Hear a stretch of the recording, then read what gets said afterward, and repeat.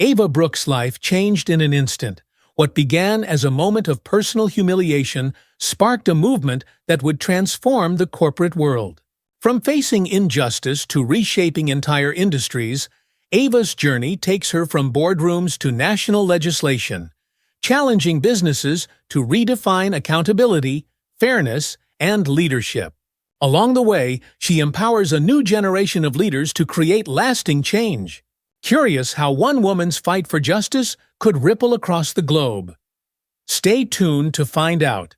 Before we begin, drop a comment below and let us know where you're watching from.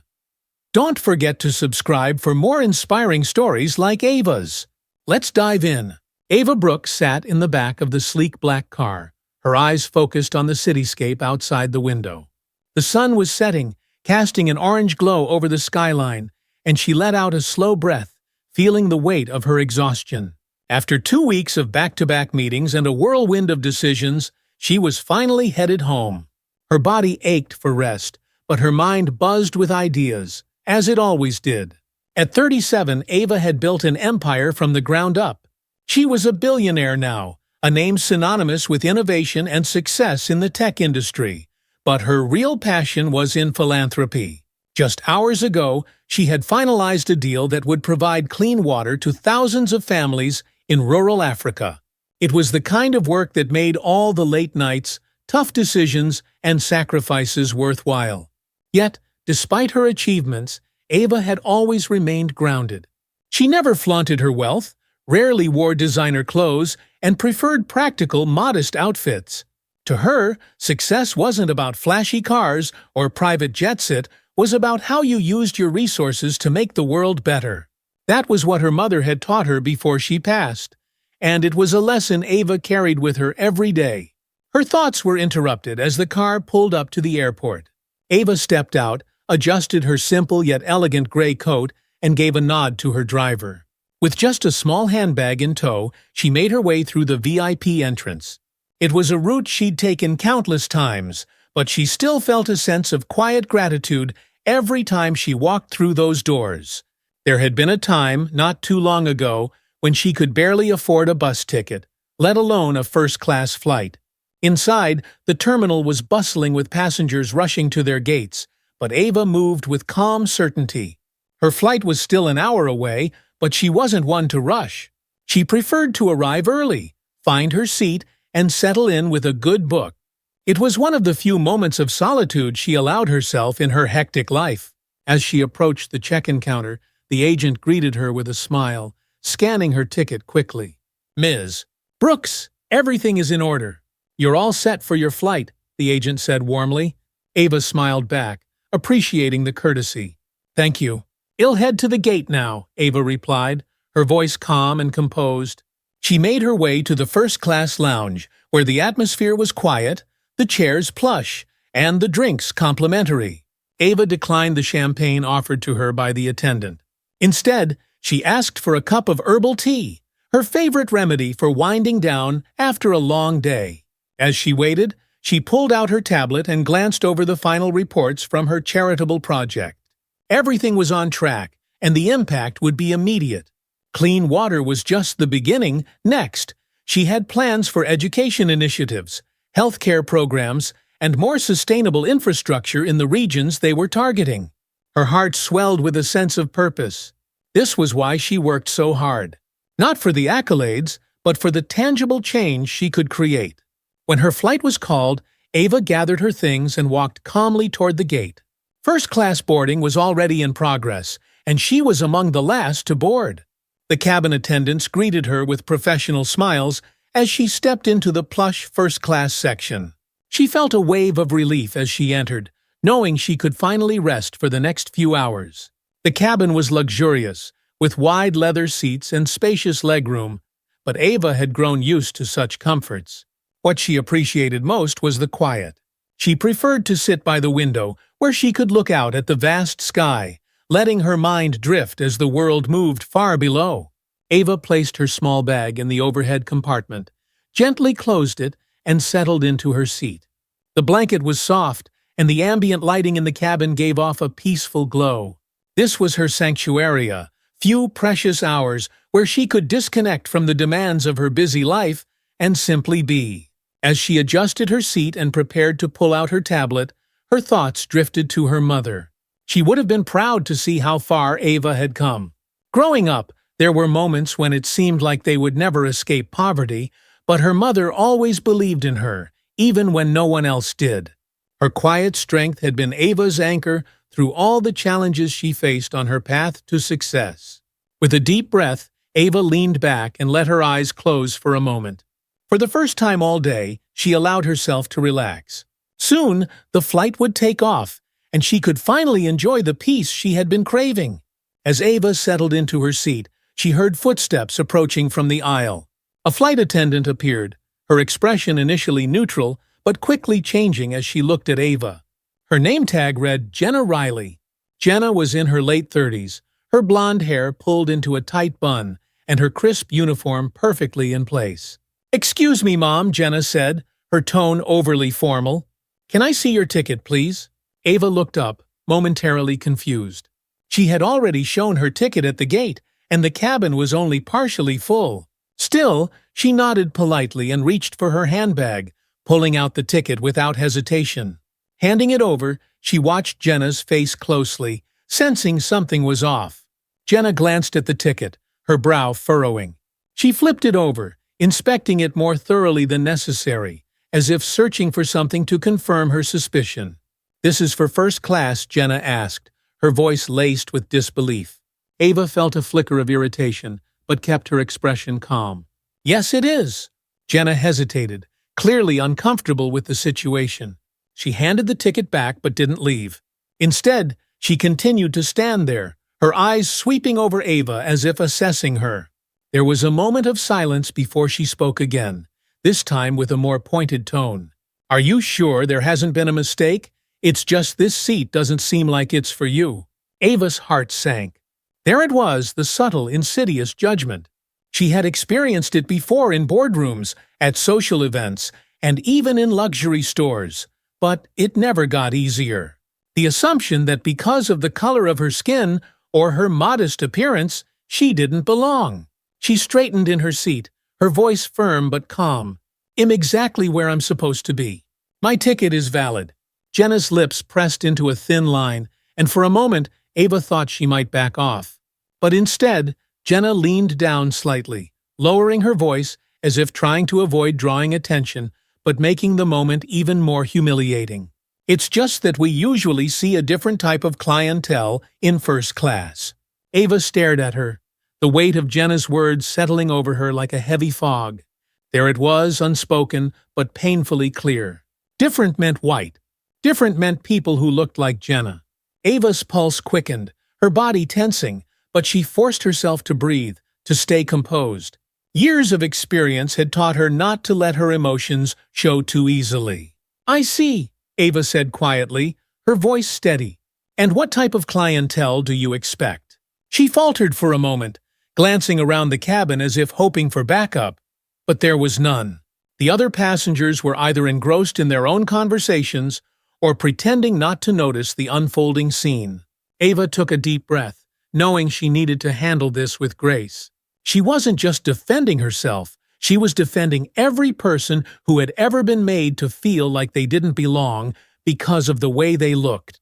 "Look," Jenna said, her voice dropping to a near whisper. "I'm not trying to make a scene, but maybe you should check with the gate agent. There could have been a mix-up. I'm just trying to help." Ava's patience was wearing thin. She had been calm, polite, and reasonable, but it was clear that Jenna wasn't going to back down.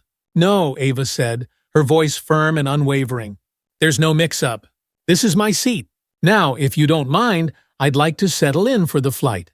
Jenna's eyes narrowed slightly, the tension between them thick in the air. Ava could feel the eyes of other passengers on her now, though no one said anything. The quiet judgment, the whispered thoughts, they were all too familiar. Without another word, Jenna turned on her heel and walked away, her posture stiff. Ava exhaled, feeling the knot in her chest begin to loosen, but the damage had been done. The humiliation lingered, and the quiet tension in the cabin made it clear that the incident wasn't over yet. Ava Brooks remained seated in first class, her mind racing despite the calm exterior she fought to maintain. The interaction with Jenna had been subtle but sharp, a reminder that no matter how successful she had become, certain people still viewed her as out of place. She took a slow breath and gazed out of the window, trying to focus on the endless stretch of clouds beyond the plain. Yet, the moment replayed in her mind.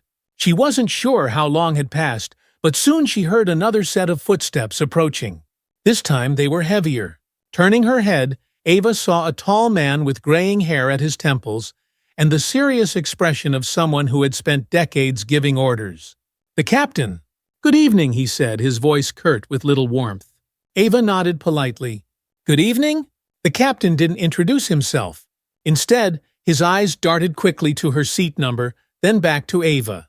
His posture radiated authority, but there was something else there too, an air of judgment, as if he'd already made up his mind about the situation. Ava braced herself. "I'm Captain Donovan," he said flatly, folding his arms across his chest. "I understand there's been an issue with your seating." Ava blinked, momentarily caught off guard by his directness. "No issue with my seat," she replied, "but there seems to be a misunderstanding on the part of the staff." The captain's lips thinned into a frown, and he glanced at Jenna, who stood a few feet behind him, arms crossed. Her expression was one of quiet victory, as if she expected the captain to solve her problem. Ava's stomach tightened at the realization that Jenna had likely told him some twisted version of events. "There's no misunderstanding," Captain Donovan said, his voice firm. "We have policies to ensure all passengers are properly seated. My flight attendant has reported concerns about your ticket." Ava could feel the heat rising in her chest. She had been questioned, scrutinized, and judged in a way she knew wouldn't have happened if she looked different, if she fit the unspoken mold of what people thought a first-class passenger should be. "My ticket was checked twice," Ava said, doing her best to keep her voice even. "It's valid. I belong here." The captain's gaze sharpened, his posture stiffening. He didn't respond immediately, but the silence between them stretched, thick with tension. Ava felt her pulse quicken as he glanced down at the ticket she still held in her hand. For a moment, she thought he might finally acknowledge her right to sit there. Instead, he sighed, as if he were dealing with a problem far beneath him. "I'm going to have to ask you to cooperate with the staff," he said, his tone now carrying a note of condescension. "We have procedures, and it's important we maintain order." Ava's stomach sank. He wasn't interested in hearing her side. He had already made up his mind.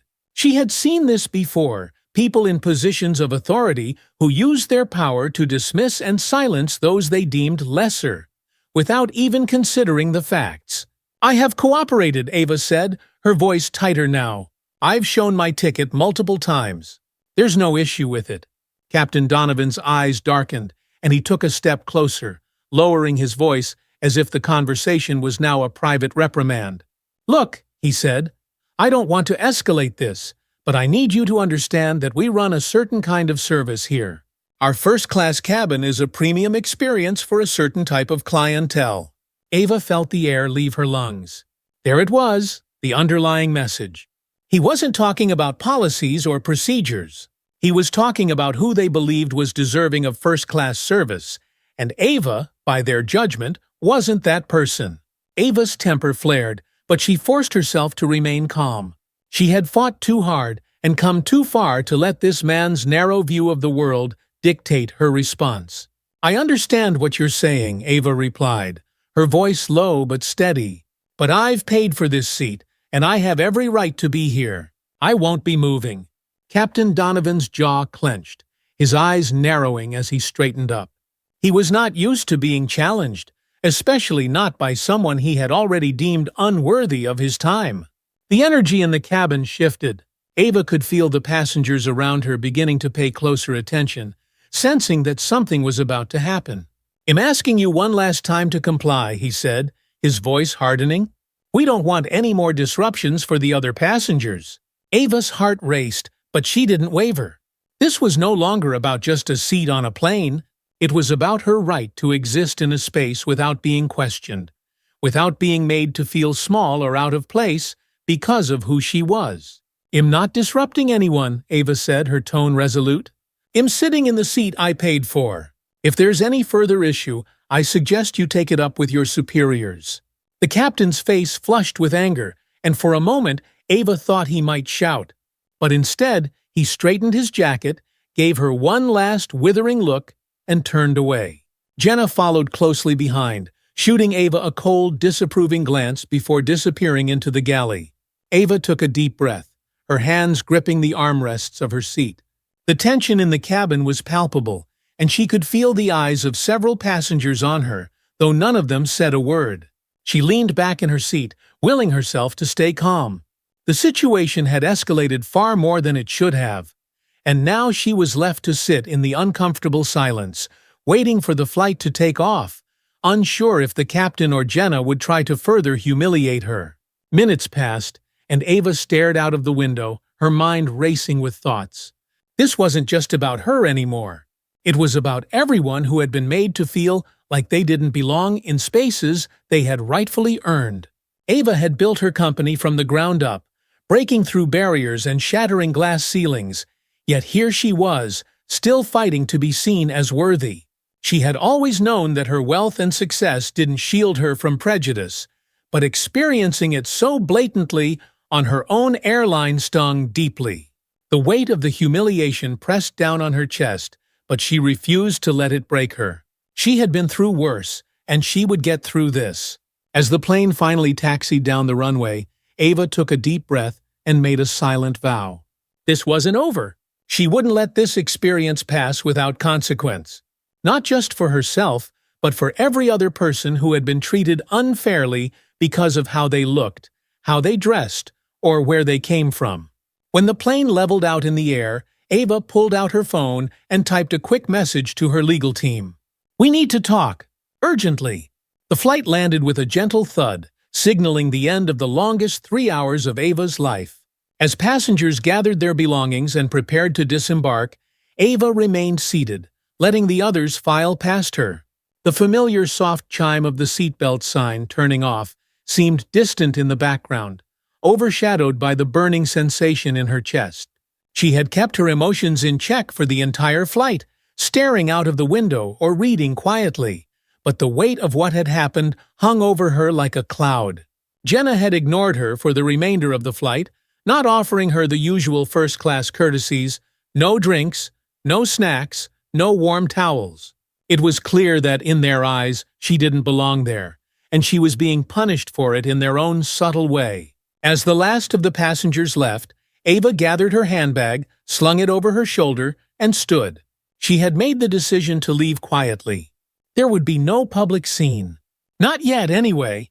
The humiliation she had felt was still raw, and the last thing she wanted was to fuel any further spectacle. The cabin crew stood by the exit, their smiles plastered on as they thanked passengers for flying. Jenna was among them, her gaze flickering to Ava as she approached the door. Her expression was guarded, but there was no mistaking the tension in the air. It was as if she expected Ava to say something, to challenge her again in front of the other passengers. But Ava didn't. She simply nodded as she passed, her head held high despite the humiliation simmering beneath her calm exterior. It was a small act of defiance.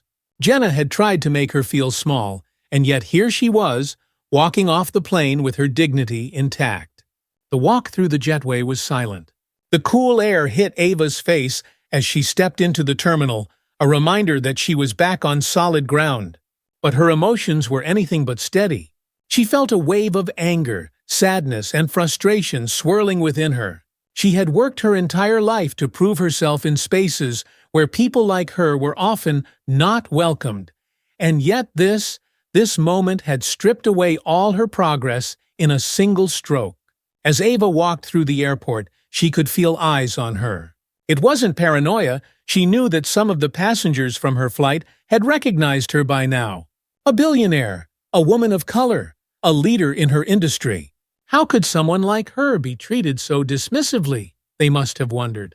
Ava passed the gate agents, her steps steady but her heart heavy.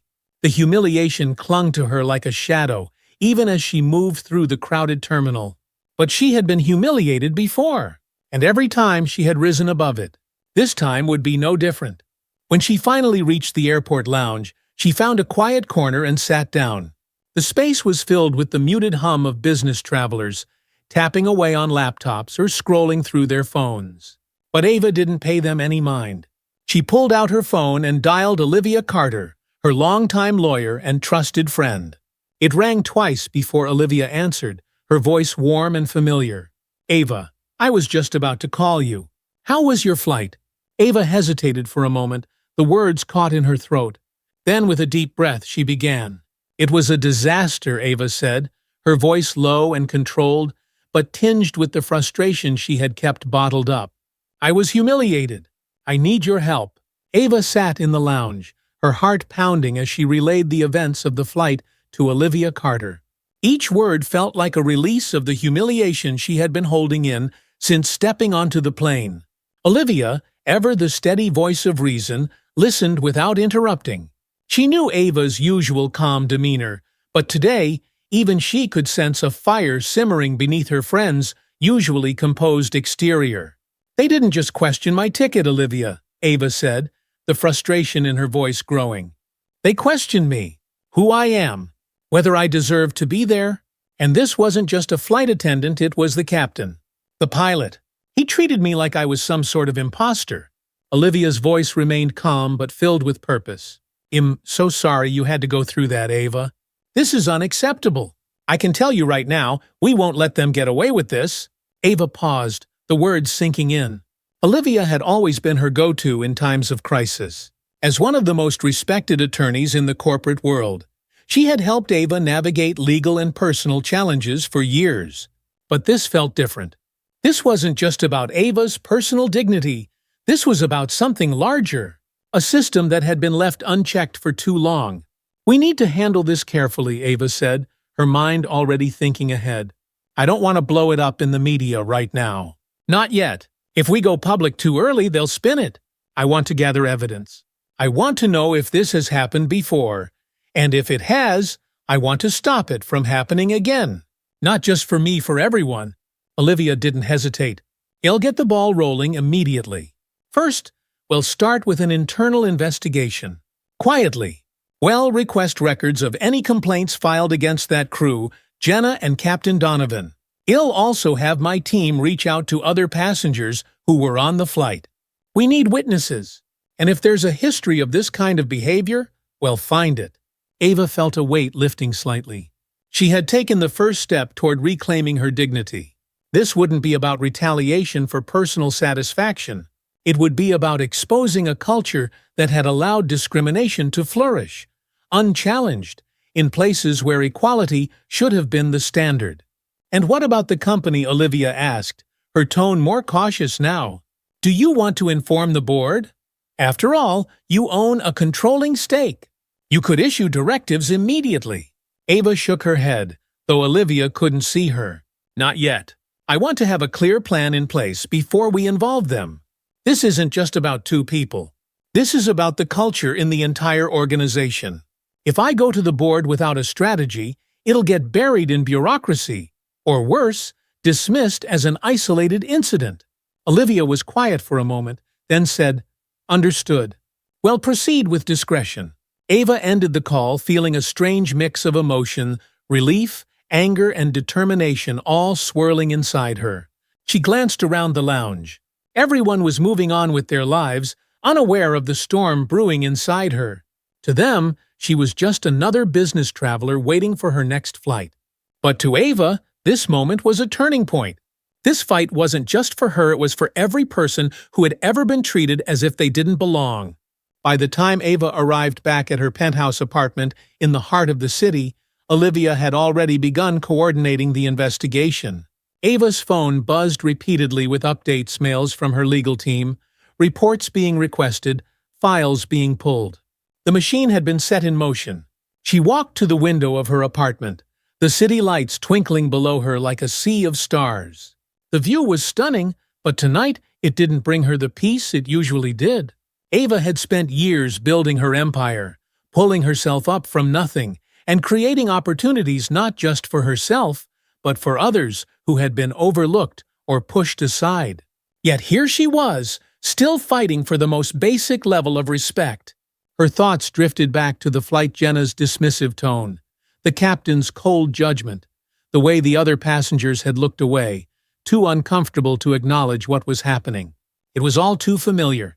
She had experienced it before, in boardrooms, at charity events, even in social settings.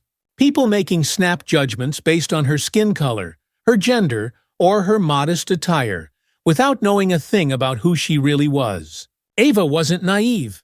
She knew that changing this ingrained bias wouldn't be easy, but she had power now, power that could make a real difference. And she was determined to use it. She spent the rest of the night going over the details with Olivia's team. They discussed strategies, potential risks, and how to proceed with the investigation without attracting media attention prematurely. It was important to build a strong case first, to gather enough evidence before making any public moves. Hours passed, and Ava felt the weariness from the flight and the emotional toll of the day begin to catch up with her. She finally retired to bed, her mind still buzzing with plans. But as her head hit the pillow, she made a promise to herself. This would be a fight she would see through to the end. Over the next few days, Olivia's team worked quietly but efficiently, digging into the background of both Jenna Riley and Captain Donovan. Ava kept a low profile, keeping her involvement in the investigation under wraps while continuing her regular work schedule. The last thing she wanted was for rumors to spread before they had enough evidence to act. The internal investigation began to uncover unsettling details. Olivia called Ava one evening with the first report. "There's a pattern, Ava," Olivia said, her voice grim over the phone. "This isn't the first time someone has complained about Jenna or Donovan. I've pulled records of previous complaints, subtle small incidents that were swept under the rug. Passengers who said they felt disrespected, like they were being treated differently from other first-class passengers. Nothing quite as blatant as what you experienced, but enough to see a trend." Ava's heart sank. She had hoped this was an isolated incident, but the reality was far worse. How many complaints? Over the last 2 years, there have been 5 separate complaints about Jenna and 3 about Donovan, Olivia replied.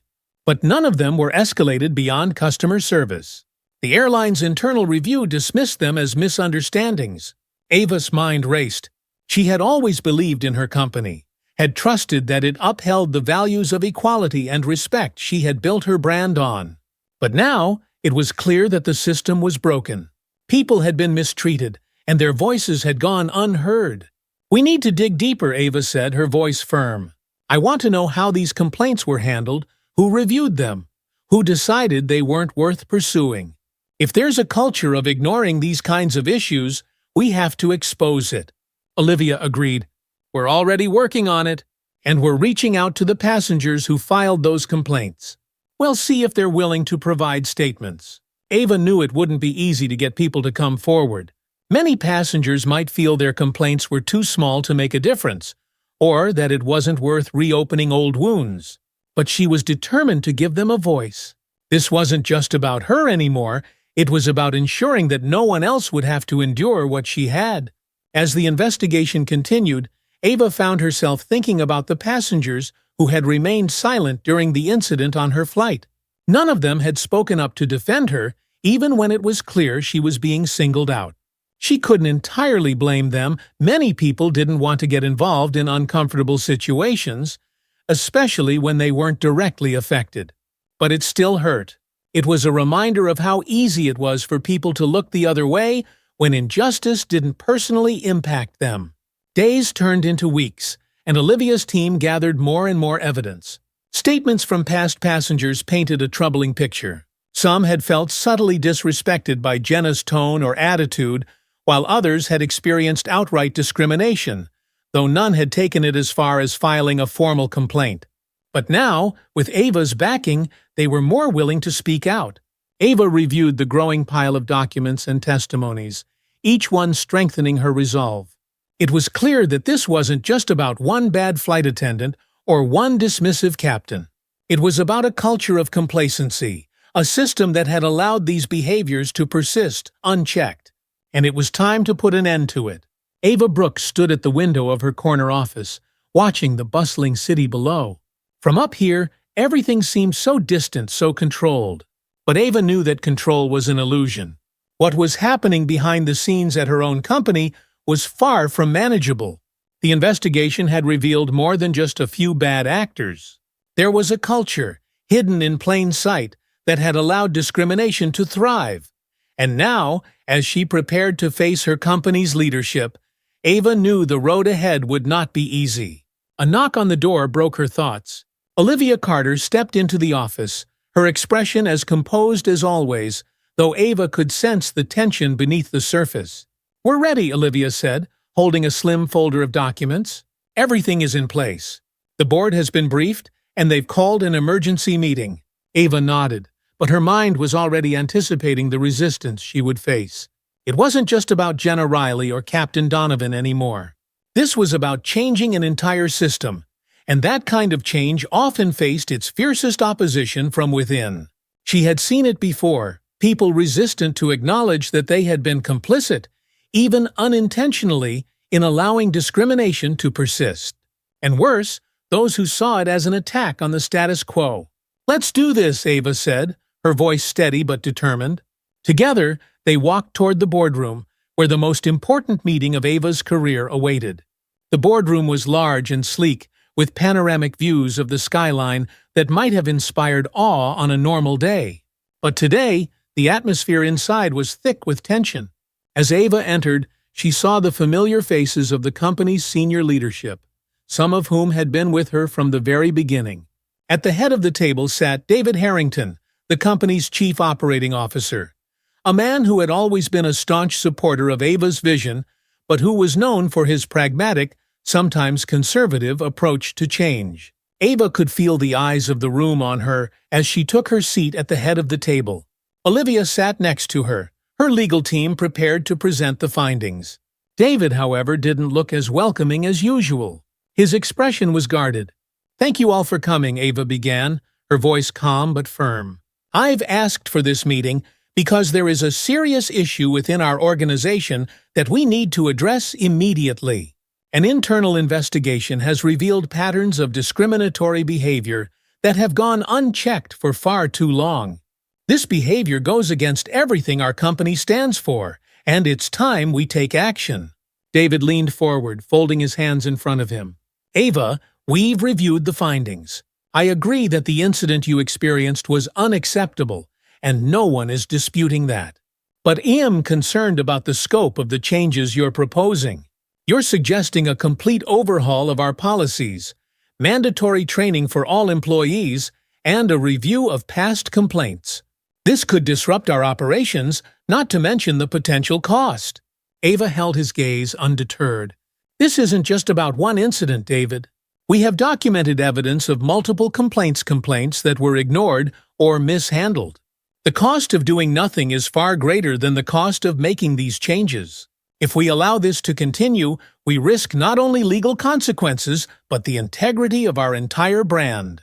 One of the other board members, Nancy Kramer, a longtime executive in the company's Human Resources division, cleared her throat. "Ava, we take every complaint seriously, but some of these situations are nuanced. It's not always clear-cut whether discrimination is taking place or if it's a misunderstanding. We can't overhaul the entire system based on a few isolated complaints." Ava felt a surge of frustration, but kept her tone controlled.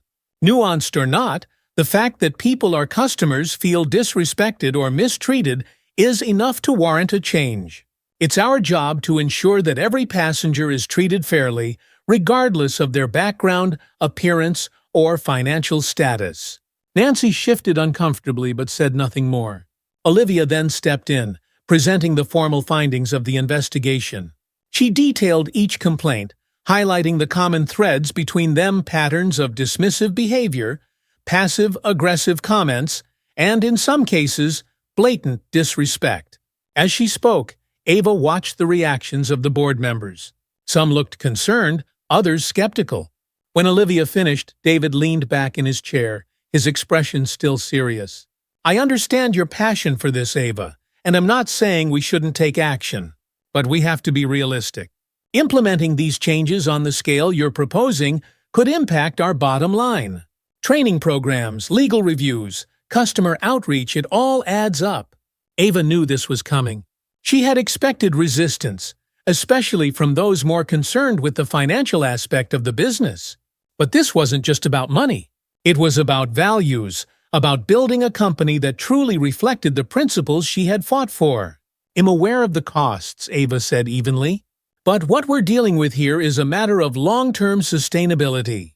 If we don't fix this now, the damage to our reputation will cost far more than any training program. This isn't just about avoiding lawsuits, it's about doing what's right. We can't claim to be an inclusive, forward-thinking company if we don't address the inequality within our own walls." David nodded, but Ava could tell he was still hesitant. "Look, Ava, I'm with you in principle. I just think we need to be careful about how we approach this. The media could take this the wrong way. We could end up in a PR nightmare." Ava's frustration bubbled to the surface, but she kept her composure. "The media doesn't scare me, David. What scares me is the thought that someone else, someone who doesn't have the resources or the platform that I will experience the same kind of discrimination and be silenced because we didn't act. I won't let that happen." The room was silent for a moment. The weight of Ava's words hung in the air, and she could see the internal struggle playing out on the faces of her colleagues. They were business people, used to making decisions based on profit margins and quarterly reports. But Ava had always been about more than that. She had built her company on the idea that success wasn't just measured in dollars, it was measured in the impact you made on the world. David finally spoke, his voice softer now. "Ava, you know I respect you. I've always supported your vision. But you're asking us to take a huge leap here. You're asking us to trust that this won't backfire." Ava leaned forward, her eyes locked on his. "Yes, I am. I'm asking you to trust that doing the right thing will pay off in the long run. We have a responsibility not just to our shareholders, but to our employees, our customers, and the communities we serve. If we don't stand for something, then what are we doing?" There was a long pause as David considered her words.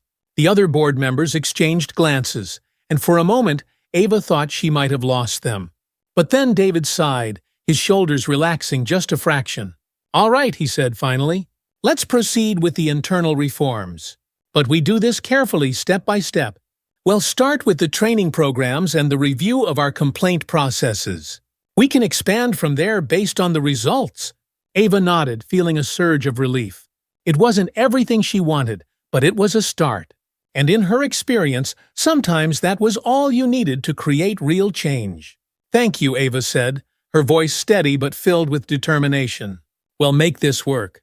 Together, Ava sat in her office late that night, long after the boardroom lights had dimmed and the voices of her colleagues had faded into silence. The relief she had felt after the meeting was quickly giving way to a deeper, more unsettling feeling: exhaustion. Not just physical, but emotional. The kind that settles in your bones after years of pushing, striving, and fighting against an invisible force. For most of her life, Ava had fought to prove herself. She had worked twice as hard as her peers, always aware that she was being scrutinized more closely, judged more harshly. And now, even at the pinnacle of success, she found herself fighting the same battles, just on a larger stage. She leaned back in her chair, her gaze drifting to the framed photograph on her desk. It was a picture of her and her mother, taken years ago in their old apartment, before the success, before the wealth. Her mother's smile was wide and full of pride, her arms wrapped tightly around a young Ava who had her whole future ahead of her. Her mother had always believed in her, even when no one else did. She had been Ava's rock, her guiding light through the darkest times. And though she was gone now, Ava could still hear her mother's voice in her head, urging her to keep going, to keep fighting for what was right. But it was hard. So hard. Ava sat in her dimly lit office, her body aching with the weight of the day. The board had agreed to move forward with the reforms, but the victory felt hollow. She had expected a sense of triumph, some spark of relief, but instead, all she felt was exhaustion, a deep, unrelenting exhaustion that seemed to seep into her bones. She leaned back in her leather chair, staring out at the city skyline. The twinkling lights of the buildings below reminded her of how far she had come. from the modest streets where she had grown up to the top of the corporate world. Yet even now, after all her success, the fight hadn't ended. In many ways, it felt like it was just beginning. On her desk was a framed photograph of her mother, her greatest source of strength and inspiration. Ava reached for it, gently tracing her fingers over the glass. Her mother's smile radiated warmth, and Ava could almost hear her soft voice in the back of her mind, telling her to keep going, to stand tall. But tonight, it was hard to summon that strength. It wasn't just the meeting, the resistance from her own colleagues, or the public battle that lay ahead. It was the years of fighting, years of pushing, breaking barriers, proving herself again and again, and still having to face the same prejudices she had encountered as a young girl. The knock on the door startled her, and she quickly put the photo back down. "Come in!" Olivia stepped into the room, her expression a mix of concern and determination. "You're still here," she said, glancing at the clock. "It's late, Ava. You need to rest." Ava offered a tired smile. "I'll rest when this is over." Olivia didn't respond immediately. Instead, she pulled up a chair and sat across from Ava, her eyes softening. "You know, you don't have to carry all of this by yourself. We're in this together." Ava appreciated Olivia's words, but deep down, she knew the truth. As much as Olivia and the team supported her, there were some burdens that Ava alone had to bear. She had always been the one to pave the way, the one to stand up when no one else would. It had been that way her entire life. "I know," Ava said quietly, "but sometimes it feels like no matter how far I've come, I'm still being asked to prove myself." Olivia nodded, her expression empathetic. "I understand. I really do. But you've already done so much. You don't have to win every battle in one day." Ava sighed and leaned back in her chair, closing her eyes for a moment. She wanted to believe that, wanted to trust that the change she was fighting for would happen, even if it took time. But after everything that had happened, patience felt like a luxury she couldn't afford. "I just want to make sure this never happens to anyone else," Ava said, her voice thick with emotion. "Not at my company, not anywhere." Olivia's gaze softened further, and she reached across the desk, placing her hand on Ava's. "And we will. We'll make sure of it. But you also have to take care of yourself. This fight is going to take time, and you need to be strong enough to see it through." Ava nodded, though her exhaustion still clung to her. She knew Olivia was right. There was no quick fix for systemic change. This was going to be a long battle, and if she wasn't careful, it could consume her. "Okay," Ava said, her voice barely above a whisper. "He'll go home soon." Olivia smiled, sensing the concession in Ava's tone. "Good, because tomorrow we need to focus on the next steps." Ava managed a small nod as Olivia stood and walked toward the door.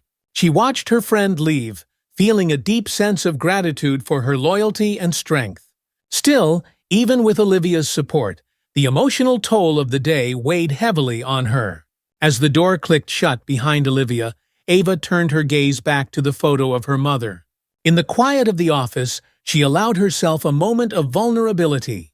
The pressure of leading, of constantly having to be strong, was overwhelming. She had spent years fighting to be seen, to be heard, to be taken seriously. And now she was fighting again, not just for herself, but for everyone who had ever been made to feel like they didn't belong. She closed her eyes, feeling the warmth of her mother's presence, even though she was gone. "Mom," Ava whispered, "I wish you were here to see all of this. I'm trying, but it's hard. It's so hard." A single tear slipped down her cheek, and she quickly wiped it away. There was no room for weakness, not now, not when there was so much at stake. But deep down, Ava knew it wasn't weakness to feel overwhelmed. It wasn't weakness to admit that she was tired, that the constant fight had worn her down. It was just human. The next morning, Ava woke up feeling slightly more rested, though the weight of the battle ahead still pressed on her shoulders. As she dressed for the day, she tried to clear her mind of the doubts and fears that had plagued her the night before. Today would be about moving forward. When she arrived at the office, Olivia was already there, reviewing documents and coordinating with the legal team. The investigation into Jenna Riley and Captain Donovan had uncovered a troubling number of complaints that had been mishandled over the years. The findings were damning, not just for the individuals involved, but for the entire corporate structure that had allowed this kind of behavior to go unchecked. "We're ready to begin the formal review process," Olivia said as soon as Ava entered the room. "We've gathered enough evidence to start making real changes." Ava nodded, appreciating Olivia's efficiency. But the sense of dread in her chest remained. The road ahead was fraught with challenges, and she knew that some within the company would resist the changes she was pushing for. As the day wore on, Ava met with department heads, outlining the reforms she intended to implement. Diversity and inclusion training would be mandatory for all employees, and a complete overhaul of the company's complaint system would ensure that no report of discrimination or mistreatment would be ignored again. But not everyone was on board. As expected, there was pushback from certain executives who believed the changes were too drastic, too expensive. Some argued that the company couldn't afford to alienate longtime employees or disrupt operations with mandatory training sessions. In one particularly tense meeting, Michael Jennings, the head of the finance department, expressed his concern. "Ava, I understand the need for these reforms, but we have to consider the financial impact," he said, leaning forward in his chair. "The cost of training programs, legal reviews, and additional oversight could affect our bottom line. We're already dealing with tight margins." Ava met his gaze, her expression unwavering. "Michael, I'm well aware of the costs, but the cost of doing nothing is far greater. If we allow this culture to persist, it will destroy us financially and morally. Our customers, our employees, and the public are watching. We have a responsibility to do better." Michael shifted uncomfortably, but didn't press the issue further. Ava knew he wasn't convinced, but it didn't matter. She wasn't going to let financial concerns stand in the way of doing what was right. After the meeting, Ava returned to her office, feeling the familiar tension in her chest. She had faced resistance before, but this time felt different. This was personal. This was about who she was and what she stood for. And she knew that no matter how much pushback she received, she couldn't afford to back down. That evening, as she left the office and walked through the quiet streets of the city, Ava reflected on the journey ahead. The emotional toll of fighting for change was undeniable, but she also knew that the fight was necessary. Her mother's words echoed in her mind, "Keep going, Ava. Don't give up. You have the strength to change things." And Ava would. She was more determined than ever. A week had passed since Ava Brooks and her legal team had initiated the internal reforms. Meetings had been held, memos circulated, and the first wave of mandatory diversity and inclusion training was scheduled to begin within the month. But with every step forward, it seemed like 2 steps of resistance followed. Ava sat in a conference room with her senior leadership team, the air in the room heavy with tension. At the far end of the table sat Michael Jennings, the head of finance, his arms crossed and a frown etched into his face. Beside him, Nancy Kramer, the HR executive, was flipping through a thick folder of documents, her expression tight. "Look, Ava, I understand that these reforms are necessary, but we need to be realistic," Michael said, his voice sharp. "The financials are taking a hit.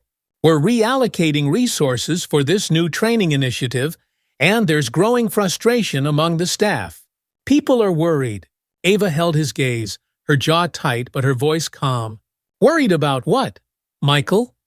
"That we're going to create a workplace where everyone feels respected and included." Michael sighed, shifting in his seat. "It's not that simple. This is disrupting the flow of operations. Senior staff members feel like they're being punished for things they didn't do. And let's not forget that the media is watching closely. If we're not careful, this could turn into a PR disaster." Ava leaned forward, her eyes flashing with determination. "If we don't do this, the real disaster will be letting a toxic culture continue unchecked. We've seen the complaints. This isn't about one incident, it's about a pattern that's been allowed to fester. And now we're cleaning it up." The room fell into a heavy silence. Nancy finally spoke, her voice soft but firm. "Ava, I support the changes, but there's something we need to consider. Some of the staff are pushing back, saying this is an overreaction. We've already had several resignations from senior employees who feel like they're being unfairly targeted." Ava took a deep breath, fighting to keep her frustration in check. She had anticipated resistance, but the pushback was coming harder and faster than she expected. "Those who are resisting these changes," Ava said, her voice steady, "are the very ones we need to reach. If they can't see why this is necessary, then maybe they don't belong here. We need people who are committed to creating a better environment, not clinging to outdated ideas of how things should be." Michael's frown deepened, but before he could respond, Olivia Carter, who had been quietly observing from the side, stepped in. "Ava's right. This isn't just about protecting the company from lawsuits or bad press. It's about ensuring that the values this company claims to uphold are actually reflected in how we operate. That's non-negotiable." Michael exhaled sharply, but his resistance softened. Ava could see the weariness in his eyes. He wasn't a bad person, but like many others, he was afraid of the disruption. Change, especially at this scale, was never easy. Nancy, sensing the growing tension, shifted gears. "We're going to need a strategy for managing the internal resistance. There's been some grumbling from middle management. They're saying the training is too heavy-handed, and they feel like they're being blamed for things that they didn't directly contribute to." Ava nodded slowly. "Well, address those concerns in the rollout. The training isn't about blame, it's about awareness. People need to understand the impact of their actions, even if those actions weren't intentional." She paused, her gaze sweeping across the room. "And let's not forget why we're doing this. This isn't just about my experience. We have evidence of passengers and employees who felt disrespected and marginalized. If we want to be the kind of company that stands for equality and fairness, we have to be willing to look in the mirror and fix what's broken." The room quieted again, and for the first time, Ava saw the weight of her words settle over her team. They were realizing that this wasn't just another corporate initiative, it was a fundamental shift in the way they operated. Later that afternoon, Ava retreated to her office, needing a moment to clear her head. She had expected resistance from the outside, but the internal pushback was proving to be even more challenging. Some employees were all in, eager to embrace the changes. But others, particularly those in senior positions, were feeling defensive, as if the reforms were an indictment of their leadership. Ava's phone buzzed on her desk, snapping her from her thoughts. It was a text from Olivia. "I've scheduled a meeting with Jenna Riley's legal team. They're pushing back hard, claiming wrongful accusations. I think it's time we escalate this." Ava sighed, feeling the familiar swirl of anger and frustration rise in her chest. Jenna Riley, the flight attendant who had humiliated her, was now positioning herself as the victim. Despite the growing mountain of evidence against her testimonies from passengers, a history of complaints, Jenna was determined to fight back, refusing to acknowledge the damage she had caused. Ava texted back, "Let's proceed. We'll need to be prepared." As she put the phone down, Ava allowed herself a moment to feel the weight of it all. The pushback wasn't just from the company, it was from the very people who had been part of the problem. Jenna and Captain Donovan, who had perpetuated the culture of exclusion, were now fighting to protect themselves, even as the truth came to light. Ava knew that this was part of the battle. Real change didn't come without resistance, but it didn't make it any less exhausting. She stared out the window, watching the clouds roll by, the weight of her fight settling heavily on her shoulders. This wasn't just about clearing her name, it was about dismantling a system that had allowed discrimination to thrive for too long. A soft knock at the door pulled her from her thoughts. Olivia stepped in, a stack of documents in her hand. "You ready for this?" Ava nodded, straightening in her chair. "I am. But it's not just about me anymore." Olivia smiled gently. "I know. And that's why you're going to win this." Ava sat at the polished oak conference table, her hands clasped together tightly in her lap. Across from her, Jenna Riley's legal team was preparing their defense. The tension in the room was thick, the air heavy with unspoken accusations and the cold, calculated strategies that came with high-stakes legal battles. This was at the next phase of the fight. Ava had expected Jenna to push back, but the intensity of her resistance still surprised her. Jenna had refused to take responsibility for her actions, painting herself as the victim of a misunderstanding. And now, with her lawyers ready to counter every accusation, Ava knew that this wouldn't be a straightforward battle. Olivia sat beside her, flipping through a stack of documents.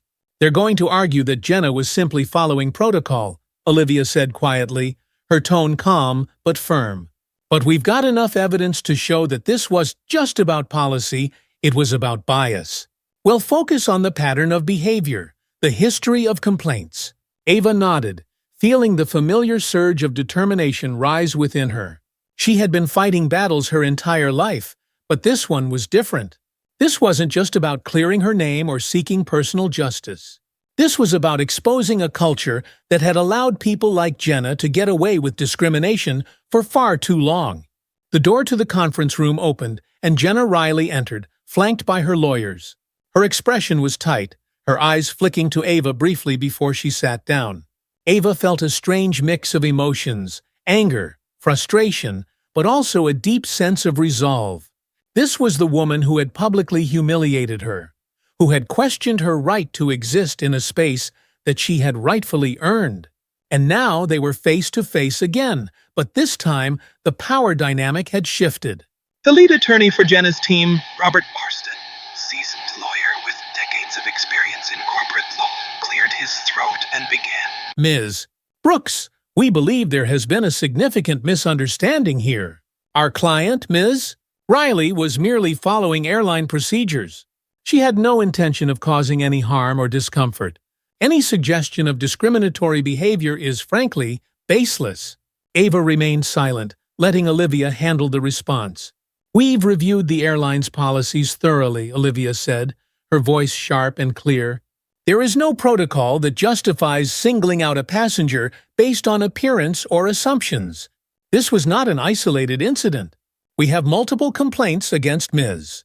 Riley that follow a similar pattern." Robert raised an eyebrow, glancing at Jenna, who shifted uncomfortably in her seat. A pattern, or a series of misunderstandings, were prepared to argue that any perceived mistreatment was the result of miscommunication, not malice. Ava felt a surge of anger but kept her face calm. She had expected them to downplay what had happened, to twist the narrative. But she wasn't going to let them rewrite the truth. Olivia leaned forward, her eyes locked on Robert. "We're prepared to present witness testimonies from other passengers, employees, and past complainants. These aren't isolated incidents, Mr. Marston. This is a systemic issue, and your client has been a part of it." The room fell into a tense silence. Robert exchanged a glance with his team, clearly sensing that this was going to be an easy fight. But Ava knew they wouldn't back down easily. Jenna had too much at stake: her career, her reputation. But so did Ava. And she wasn't just fighting for herself.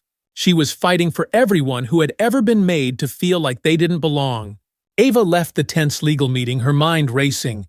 Jenna Riley's team had made it clear that they were prepared for a drawn-out legal battle, one that would test both her resolve and her resources. But Ava was no stranger to obstacles, and this was a fight she was fully prepared to see through to the end. She sat in the back seat of the car, her thoughts shifting between the legal strategies Olivia had outlined and the growing resistance within her company. The weight of the situation settled heavily on her shoulders. She glanced at her phone, reading a message Olivia had sent after the meeting. "We have a strong case. Don't let them intimidate you." Ava exhaled slowly, grateful for Olivia's steady hand. But there was a gnawing frustration inside her, frustration that Jenna and her legal team refused to acknowledge the damage they had caused. It was clear that Jenna had no intention of admitting any wrongdoing, and that meant the fight would be long, exhausting, and public. As the car pulled up to Ava's office building, her phone buzzed again, this time with a notification from her assistant. David Harrington wanted a meeting immediately. Ava's stomach clenched slightly. She knew this would be another difficult conversation. She stepped out of the car and made her way through the sleek, modern lobby of the building. Her reflection flickered across the glass walls as she approached the elevator. As much as she wanted to avoid another confrontation today, she knew there was no escaping the internal pressure from the leadership team. By the time she reached her office, David was already waiting for her, pacing in front of her desk. His usual calm, composed demeanor was gone, replaced by frustration and impatience. "Ava, we need to talk," he said, barely waiting for her to sit down. His tone was urgent, almost demanding. "I just came from a meeting with our PR team. This thing with Jenna Riley is getting out of hand. The media is sniffing around. We're at risk of turning this into a full-blown scandal." Ava folded her hands in her lap, keeping her voice measured. "I'm aware of the situation, David, and I'm prepared to handle it." David shook his head, clearly agitated. "Handle it, Ava. This isn't just about you anymore. This is about the company's reputation. You know how the media works. They'll latch onto any story that paints us in a bad light. And with Jenna refusing to back down, this could spiral quickly." Ava felt a flicker of anger rise in her chest. She had anticipated resistance, but hearing David's words framed in terms of damage control and PR only fueled her resolve. "This isn't just about the media, David," she said firmly. "It's about doing what's right." Jenna Riley humiliated Mize. But more importantly, she's part of a larger problem. Our company has allowed discriminatory behavior to go unchecked for too long, and it's time to address it. David exhaled sharply, leaning against her desk, his eyes narrowing. "I'm not saying we shouldn't address the problem, Ava, but we need to be strategic. There's a way to handle this without turning it into a spectacle. We can settle this quietly." Ava felt a knot form in her stomach. She had expected David to push for a more cautious approach, but this was more than caution. He wanted to sweep it under the rug, to avoid a public fight that might reflect badly on the company. But Ava had come too far to back down now. "I'm not settling this quietly," Ava said, her voice steely. "This isn't just about me. It's about the passengers and employees who've been mistreated, people who never had the platform to speak up. If we let Jenna off with a slap on the wrist, we're sending a message that we don't care about the people who make this company what it is." David's expression softened slightly, but his frustration remained. "Ava, I'm just asking you to consider the bigger picture." "We have investors, stakeholders, people who are looking to us to protect the bottom line. If this goes public in the wrong way, we could lose trust. We could lose business." Ava stood, walking around her desk to face David directly. She felt the full weight of the moment pressing down on her, but her determination was unwavering. "If we don't do this the right way," Ava said quietly, but with conviction, "then we've already lost. I didn't build this company on half measures and compromises. I built it on values, on integrity. And if we let this slide, if we sweep this under the rug, then everything we've worked for means nothing." David was silent for a long moment, his gaze searching hers. Ava could see the conflict in his eyes. He wasn't a bad man, but like many others, he was afraid of the consequences, afraid of the chaos that would come with confronting the issue head-on. Finally, he sighed, his shoulders slumping slightly. "I hope you know what you're doing, Ava. Because if this blows up—" Ava nodded, cutting him off gently.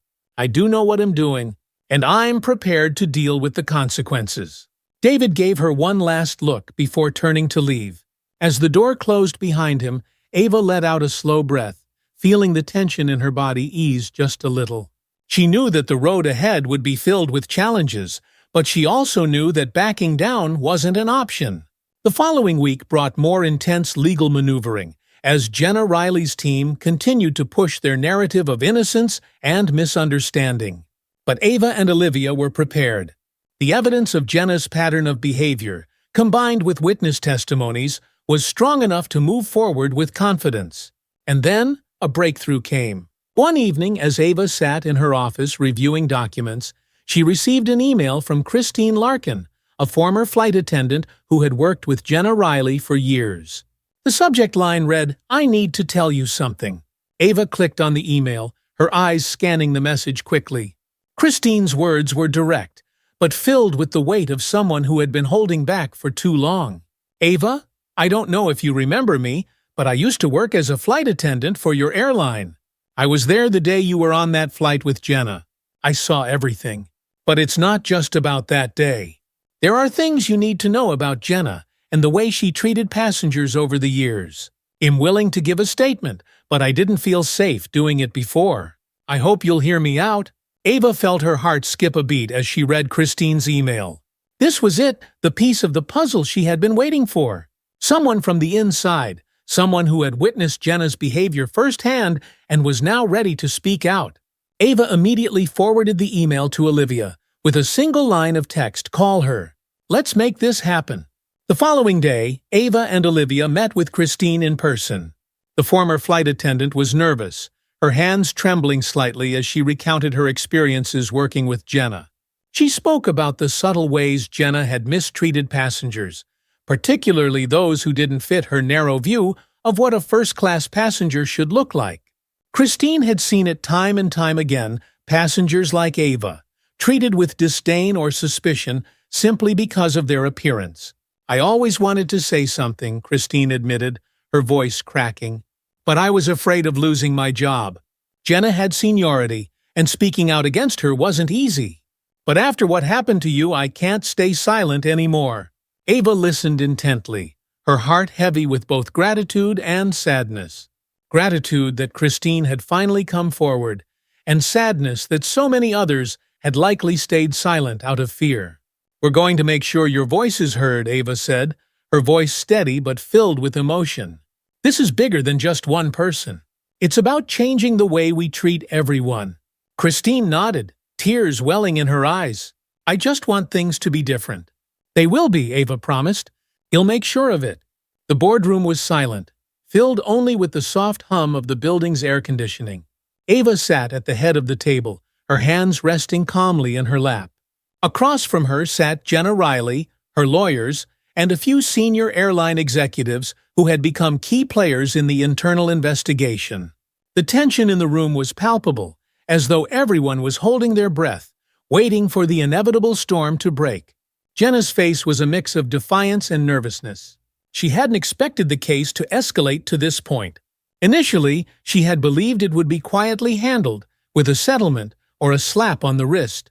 But now, with multiple witnesses coming forward and formal complaints piling up, she realized that the situation had grown far beyond her control. Olivia Carter stood to Ava's right, calm and collected, as she organized the files they were about to present. Christine Larkin's testimony had been a turning point. The former flight attendant's account of the repeated discrimination she had witnessed over the years had strengthened their case in ways that few other witnesses could have. It was no longer just Ava's word against genocide, was a clear pattern of behavior that could no longer be ignored. "Thank you all for being here today," Ava began, her voice steady and measured. "I called this meeting because it's time we address the truth. This isn't just about a single incident that occurred during one flight. This is about a pattern of behavior that has been allowed to persist within our company behavior that reflects a culture of exclusion, bias, and discrimination." She paused, looking directly at Jenna, who shifted uncomfortably in her chair but said nothing. Ava continued, her voice unwavering.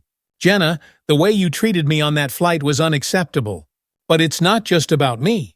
It's about every passenger and employee who has been mistreated or made to feel like they didn't belong. And now, we're here to confront that truth head-on." Robert Marston, Jenna's lead attorney, cleared his throat and leaned forward. "Ms. Brooks, while we acknowledge that there were some unfortunate misunderstandings during the flight in question, we believe this situation has been greatly exaggerated." Jenna was following standard procedure.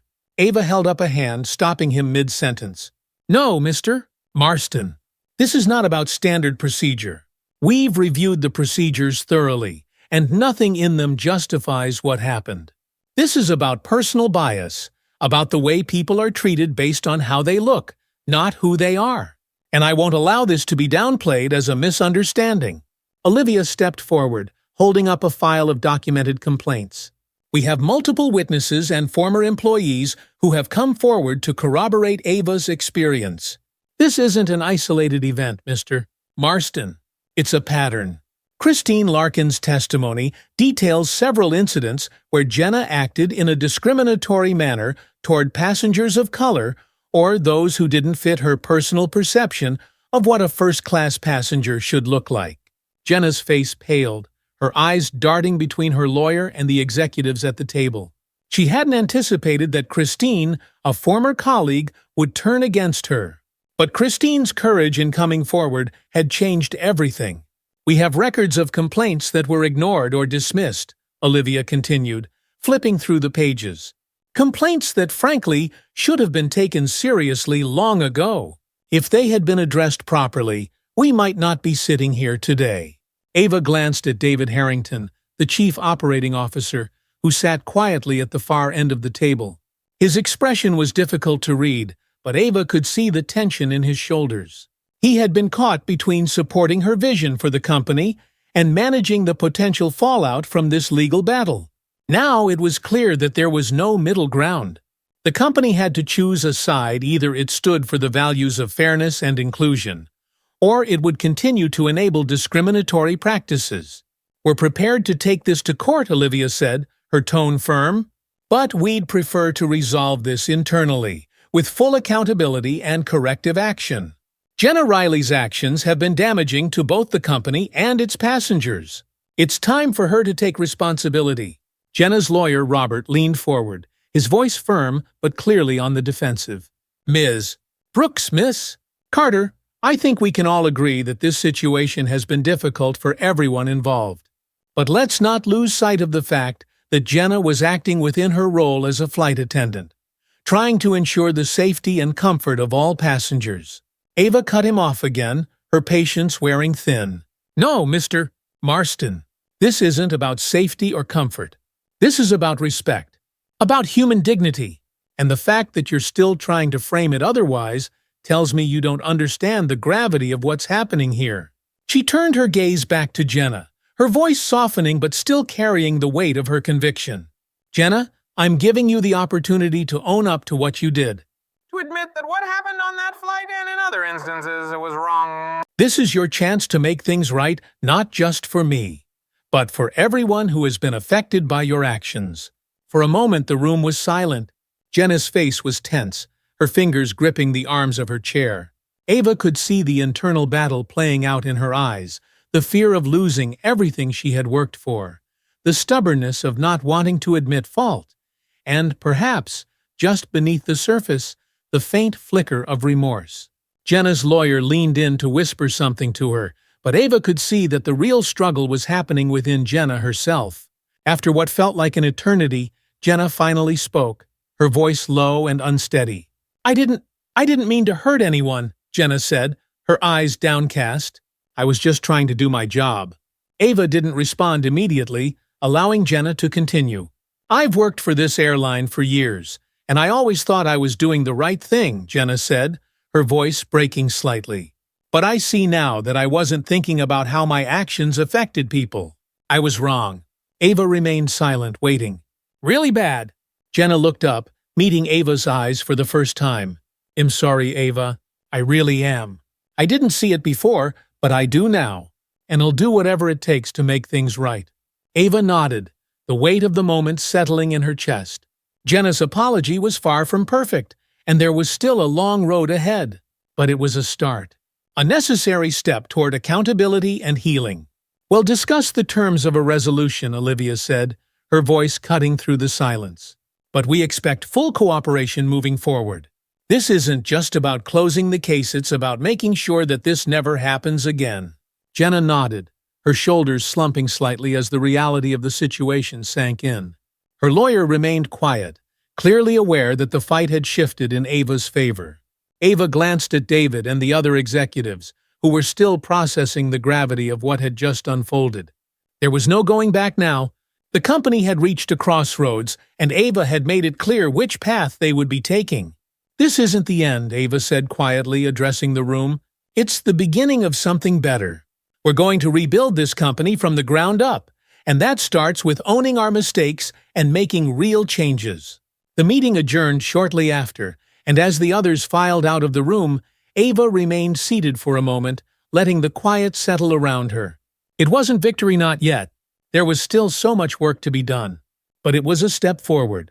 A step toward creating a culture that truly reflected the values she had always believed in. As Olivia packed up the last of the documents, she looked over at Ava, a small smile playing at the corners of her lips. "You did it, Ava. We're moving in the right direction." Ava exhaled slowly, nodding. "We are, but we're not done yet." Ava Brooks sat in the quiet of her office, watching the early morning light filter through the glass windows. The confrontation with Jenna Riley had been a turning point, but now the real work began, the aftermath. The company was poised on the edge of a transformation, and Ava could feel the weight of responsibility pressing down on her. This wasn't just about her personal vindication. It was about changing an entire system. The previous week had been a whirlwind of meetings and difficult conversations. Jenna's public apology, though far from perfect, had sent ripples through the airline.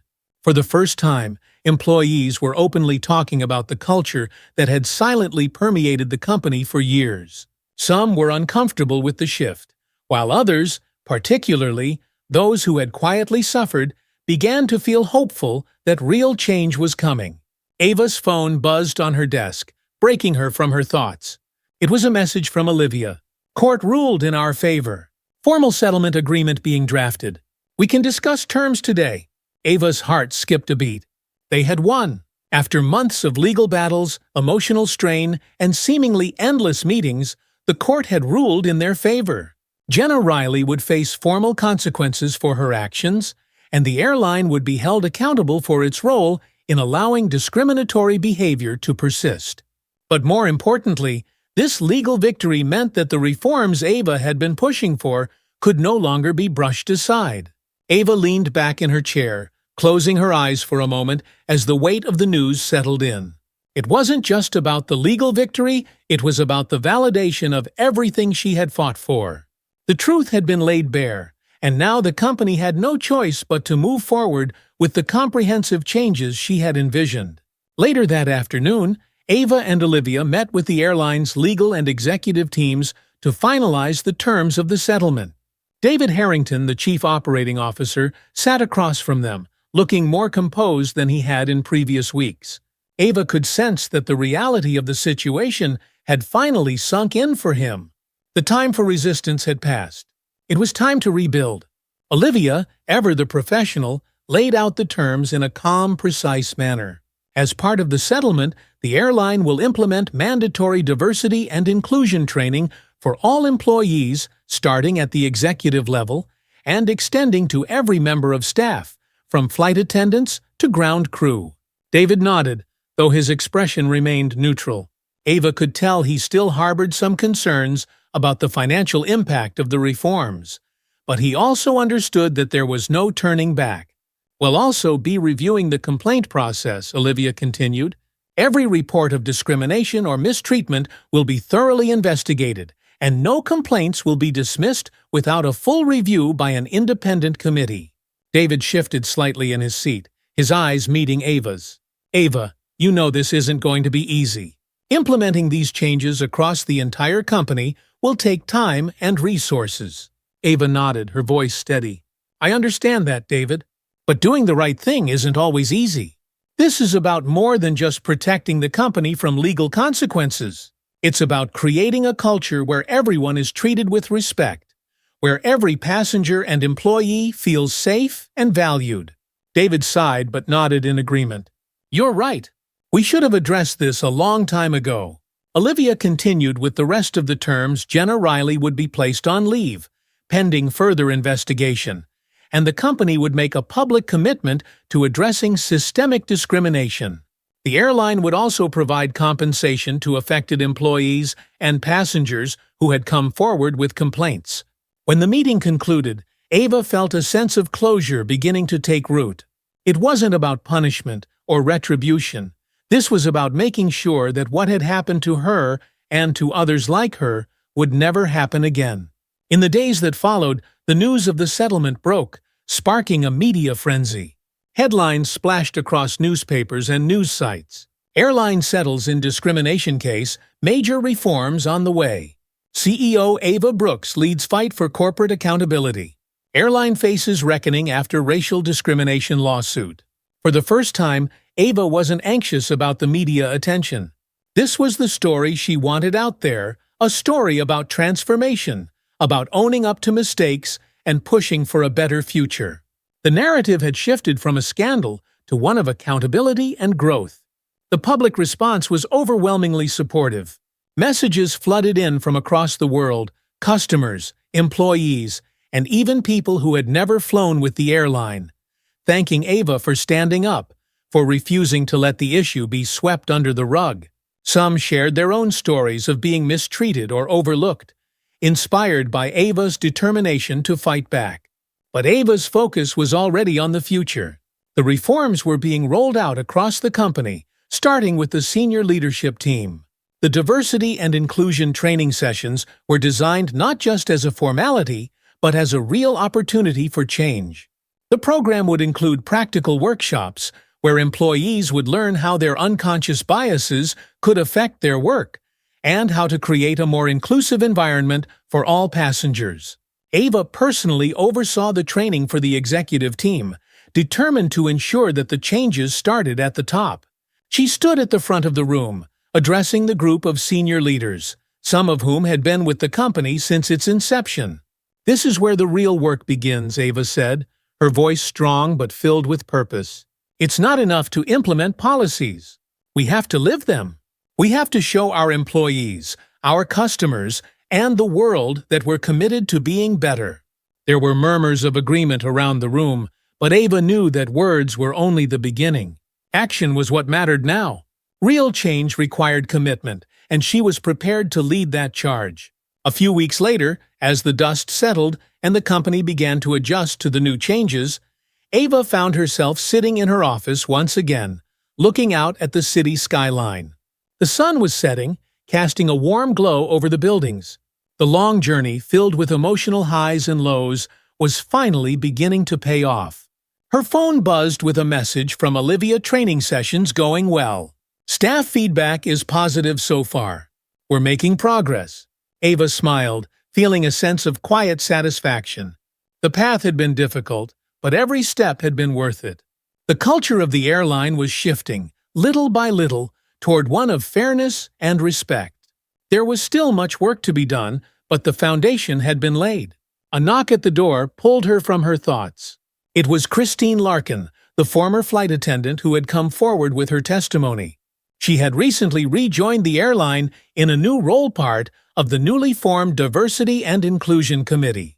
"Ava, do you have a minute?" Christine asked, stepping into the office. "Of course," Ava replied, motioning for her to sit. Christine smiled, her eyes filled with a mixture of gratitude and pride. "I just wanted to thank you for everything. I never thought I'd have the courage to speak up, but you made that possible. And now things are really changing." Ava's smile widened. "You don't have to thank me, Christine. You're the one who had the courage to come forward. This change, it's because of all of us." Christine nodded, her eyes shining with emotion. "I've been talking to some of the newer flight attendants, and they're already noticing a difference. People are more aware, more mindful of how they treat passengers. It's a start, but it's a good one." Ava leaned back in her chair, feeling a sense of peace wash over her. For the first time in a long time, she felt like she could breathe.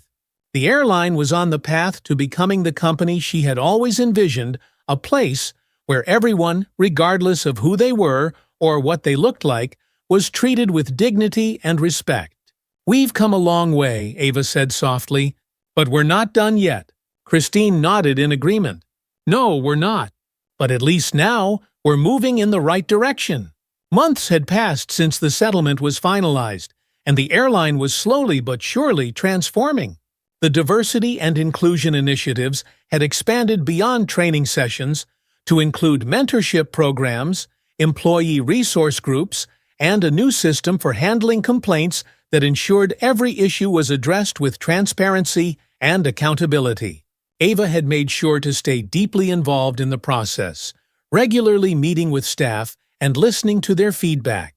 She knew that real change wasn't something that could be mandated from the top. It had to be cultivated from within, nurtured by every employee. On one particular morning, Ava found herself on a flight, this time as a passenger, seated in first class once again. But this flight felt different. The atmosphere was lighter, the staff friendlier. As she looked around, she noticed something she hadn't seen on her previous flights: diversity. The crew was made up of people from various backgrounds, and the passengers reflected the same diversity. A flight attendant approached her, smiling warmly. "Ms. Brooks, can I get you anything?" Ava smiled back, feeling a sense of pride in how far the company had come. "Just some water, thank you." As the flight attendant walked away, Ava leaned back in her seat, gazing out the window at the clouds rolling by. The fight had been long and hard, but the reward was clear: a company that had embraced change, that had grown stronger because of it. Ava knew that the journey wasn't over. There would always be challenges, always more work to be done. But for now, she could rest easy, knowing that she had made a real difference, not just for herself, but for countless others. As the plane soared through the sky, Ava felt a deep sense of fulfillment. The airline she had built was finally living up to the vision she had always dreamed of, one where everyone had a seat at the table, and everyone was treated with the respect they deserved. And in that moment, Ava knew that she had truly won. Ava Brooks never sought recognition. In her heart, she had always believed that real change didn't need the spotlight, it needed dedication, persistence, and the courage to stand up when it mattered most.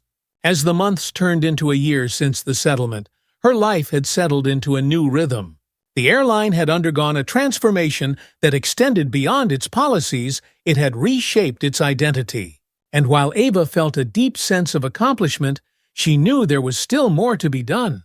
One crisp autumn morning, Ava was invited to speak at a national conference on corporate responsibility and diversity. The event had drawn leaders from various industries, eager to discuss how businesses could not only survive, but thrive by fostering inclusive environments.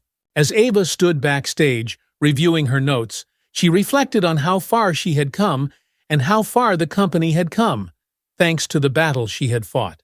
"Ava, you're up in 5, Olivia said, coming up beside her with a reassuring smile. Ava nodded, feeling a familiar surge of energy as she prepared to step into the limelight. She wasn't one for grand speeches, but this was different. This was a moment where she could share her story and inspire others to take the same steps, to hold their own companies accountable, and foster a culture where everyone felt valued. As the conference host introduced her, Ava took a deep breath and stepped onto the stage. The bright lights of the auditorium illuminated the hundreds of faces watching her intently, but she wasn't nervous. She was ready. "Good morning," Ava began, her voice strong yet warm. "Thank you for having me here today. I want to start by saying that change doesn't happen overnight. It doesn't happen because one person decides it's time. It happens when a collective force within a company, a community, or a society says enough is enough." The audience was silent, their attention fixed on Ava as she continued. "A little over a year ago, I stood in the same position many of you are in, now leading a company, grappling with complex issues, and faced with a decision that would define not just my business, but who I was as a leader. The story many of you know began with a single flight, a flight where I, a black woman, a CEO, was made to feel like I didn't belong in a seat I had rightfully paid for. But that flight was just the catalyst." Ava paused, letting the weight of her words settle in. "What followed was a journey of accountability, one where I and my team had to confront the uncomfortable truth that even the company I had built had allowed a toxic culture to take root. It wasn't easy. There were moments when I wanted to step back, moments when I questioned whether the fight was worth it. But it was worth it. Because it wasn't just about me, it was about every person who had ever felt marginalized, dismissed, or disrespected because of who they were or how they looked." The audience remained silent, hanging on to every word. The auditorium was packed, the hum of conversation filling the air as Marcus stood backstage, waiting for his turn to speak. "We've implemented diversity and inclusion training across every level of our company, restructured our complaint processes to ensure that no voice goes unheard, and fostered an environment where our employees and passengers know that they are valued. But I'm not here to talk about our success. I'm here to challenge you all to look within your own organizations. Because the truth is, this issue isn't isolated to one company, one industry, or one country." A few heads nodded in agreement. Ava could feel the connection she was building with the room. "This isn't just about doing what's good for business, though.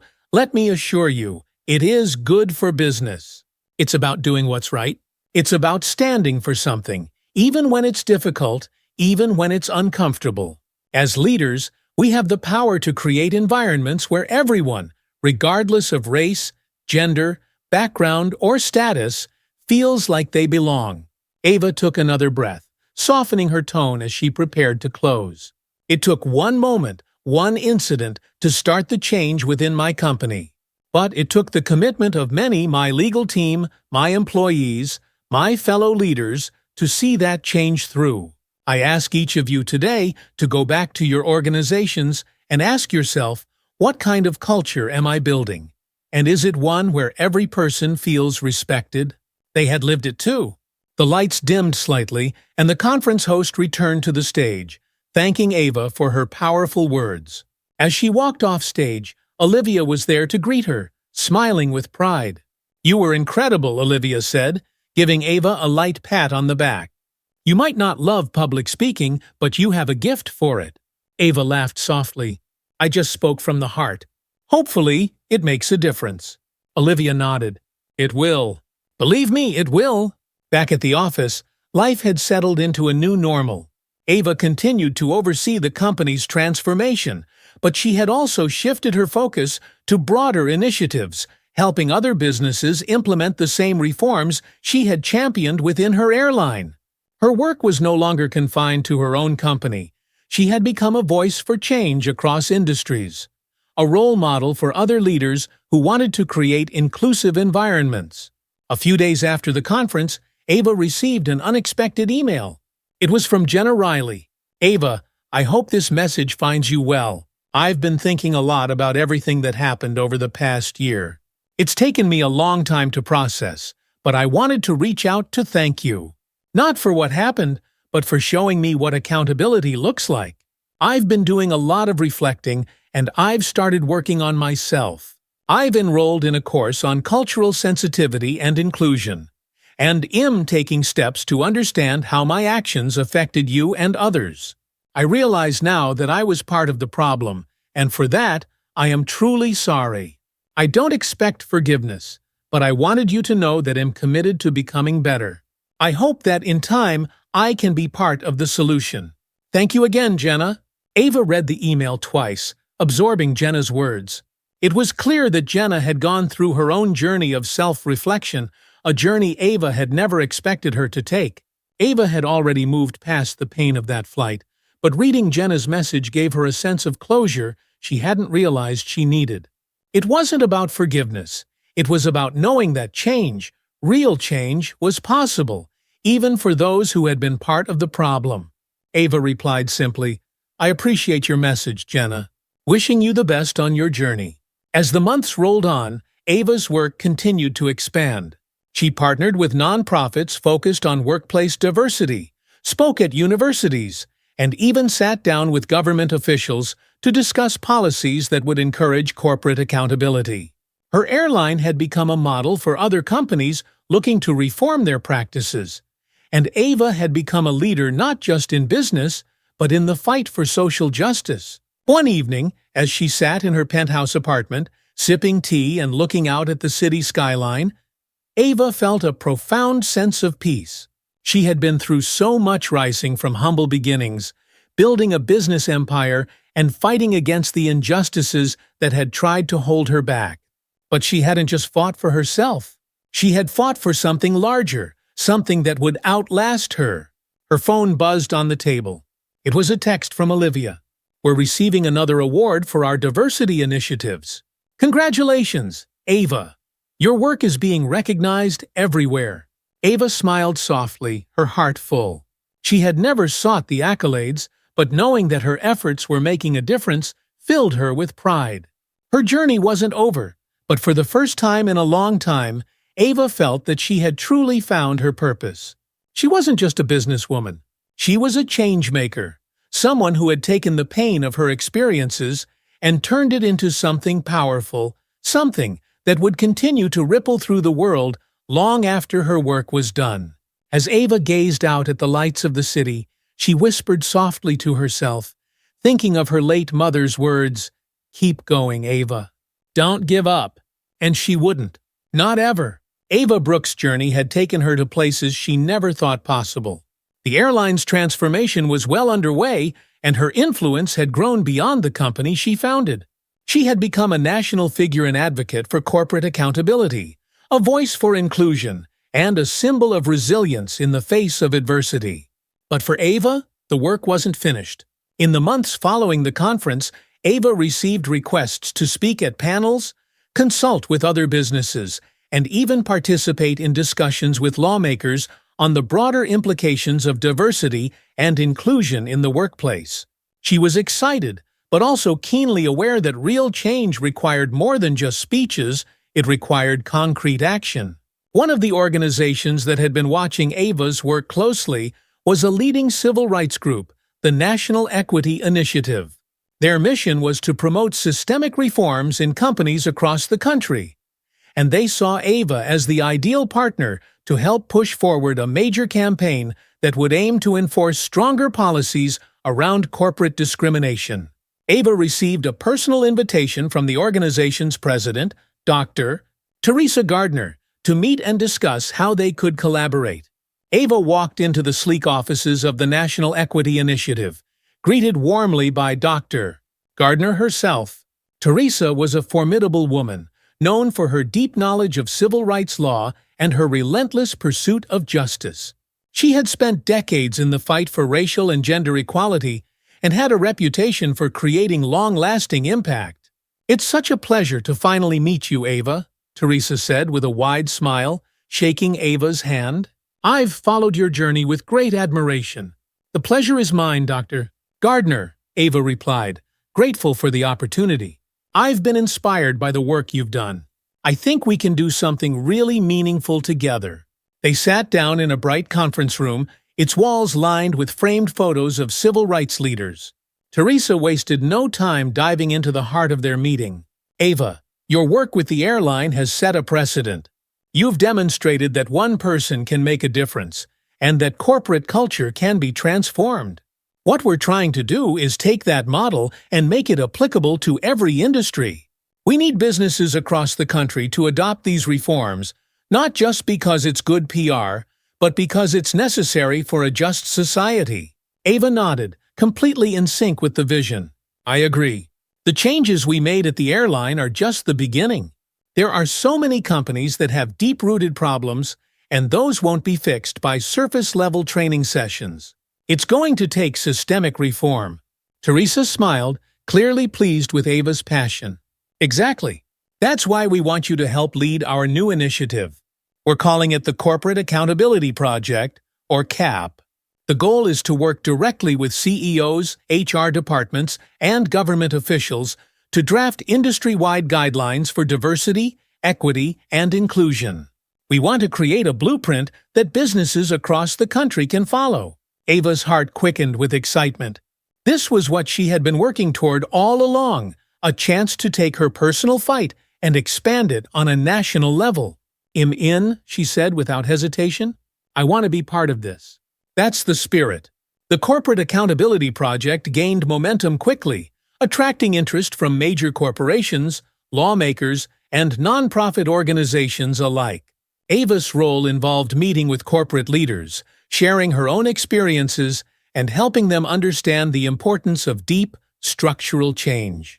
One of her first major meetings was with Dan Matthews, the CEO of a major tech company that had been facing criticism for its lack of diversity in leadership. The company had struggled to attract and retain employees from marginalized backgrounds, and its internal culture had been called into question after several high-profile resignations. Dan greeted Ava warmly when she arrived at the tech company's headquarters, but she could tell that he was nervous. Like many CEOs, he was concerned about how the public perceived his company and how the changes Ava was suggesting might affect his bottom line. "Look, Ava," Dan began as they sat down, "I get it. Diversity is important, and we've made some efforts, but it's hard. Our industry moves fast, and sometimes it feels like we don't have the luxury of focusing on these kinds of initiatives when we're just trying to stay competitive." Ava smiled, understanding the pressure Dan was under. But she wasn't going to let him off the hook. "Dan, I know you're trying to run a successful business. People look at me differently because of how I look, because of where my family is from." Dan's eyes flickered, and Ava could see that her words were resonating. She leaned in, her voice calm but firm. You don't have to choose between success and diversity. In fact, the two go hand in hand. The more diverse perspectives you have in the room, the more innovative your company will be. But you have to be willing to do the work, real, meaningful work. And that starts with leadership. It starts with you. Dan sat back in his chair, exhaling slowly. You're right. I know you're right. I guess I need help figuring out how to get there. Ava smiled, feeling the familiar sense of satisfaction that came with knowing she was making a difference. That's why I'm here. The Corporate Accountability Project began gaining traction in other industries as well: finance, healthcare, retail. Ava worked tirelessly with CEOs and executives to create individualized plans that would foster diversity and inclusion within their ranks. Each company had its own challenges, but Ava's approach was always the same: be direct, be honest, and be committed to change. Meanwhile, Ava's airline continued to thrive. The changes she had implemented were yielding positive results, with employee satisfaction at an all-time high and passenger complaint related to discrimination significantly reduced. The company's reputation had not only recovered, but had been strengthened by its commitment to inclusivity. Investors, once wary of the costs of reform, were now praising the airline's progressive stance and seeing the financial benefits of a happy, engaged workforce. Ava's schedule was relentless, but the rewards were undeniable. She had become more than just a CEO. She was a symbol of corporate reform, a leader who had turned her personal experience into a national movement. One evening, after a long day of meetings, Ava returned to her office and found an invitation waiting for her on her desk. It was from the White House. She opened the elegant envelope and read the message inside. Dear Ms. Brooks, the President of the United States requests the honor of your presence at a roundtable discussion on corporate diversity and inclusion to be held at the White House next month. Your leadership and contributions to this important issue have made a significant impact, and we would be honored to have your voice in this conversation. Ava sat down stunned. She had never imagined that her journey would take her this far. From fighting a single battle on a flight to being invited to the White House to discuss national policies on corporate accountability, it was more than she had ever dreamed of. As she sat in the quiet of her office, the weight of the invitation settled in. This was no longer just about her airline, or even about the companies she had worked with through the Corporate Accountability Project. This was about shaping the future of the entire country's approach to diversity, inclusion, and fairness in the workplace. Ava picked up the phone and called Olivia. You're not going to believe this, she said, a smile spreading across her face. I just got invited to the White House. As Ava walked out of her office that day, the sun shining brightly above her, she felt a deep sense of peace. She had spent her life fighting for what she believed in, and now she could see the fruits of that labor everywhere she looked. Her legacy wasn't just in the companies she had transformed, or the policies she had helped implement. It was in the lives she had touched, the people who had found their voices, who had broken through barriers, and who were now carrying the torch forward. Ava smiled as she stepped into the bustling street, knowing that her work would live on through the countless leaders she had inspired. This was her legacy, a world where everyone had the opportunity to thrive, where diversity was celebrated, and where accountability was the foundation of every successful business. And even though the work was far from over, Ava knew that she had made a lasting difference. If you've been inspired by Ava's journey and want to hear more stories about leadership, accountability, and creating positive change in the world, make sure to subscribe to our channel. Together, we can continue spreading the message of inclusion and fairness and help build a world where everyone has the opportunity to succeed. Stay tuned for more stories of transformation and leadership, because real change begins with us. Hit that subscribe button and don't miss out on the next chapter of this incredible journey. It's about a system that has been built to ignore the needs of people of color. It's about a culture that allows bias to go unchecked, because it's easier to look the other way. The audience was silent, their attention fully on Marcus. But we can change that, he continued. We've seen it happen before. When we come together, when we hold institutions accountable, we can make real progress. But it's not going to happen overnight. It's going to take sustained effort, and it's going to take all of us. When Marcus finished his speech, the applause was thunderous. He had become more than just a survivor of discrimination. He was now a leader in the fight to dismantle the very systems that had harmed him, and so many others. Later that evening, Marcus sat in his hotel room, reflecting on the journey that had brought him to this point. From that first encounter with Gary Matthews at Green Hill Pharmacy to standing in front of national leaders calling for systemic reform, his life had changed in ways he never could have imagined. He thought about the people he had met along the way: Sarah, Darren, Olivia Reed, the other victims who had come forward to share their stories. Each of them had played a part in this fight, and each of them had helped to push the needle of justice forward, even if just a little. Marcus pulled out his notebook, a habit he had developed during the lawsuit, where he jotted down thoughts and reflections. He opened to a blank page and began to write. Change is slow, but it's happening. Every fight, every voice, every story, it all adds up. I never wanted to be the face of anything, but now that I'm here, I can't turn back. We can't turn back. The fight for justice is hard, but it's the only fight worth having. He closed the notebook, feeling a sense of calm wash over him. The road ahead was long, but for the first time in a long time, Marcus felt at peace with where it was leading him.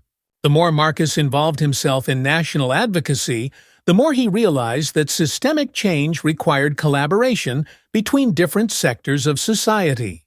The fight for racial justice in healthcare couldn't be won by lawsuits alone, needed the engagement of doctors, nurses, policymakers, and, most importantly, the communities that had been most affected.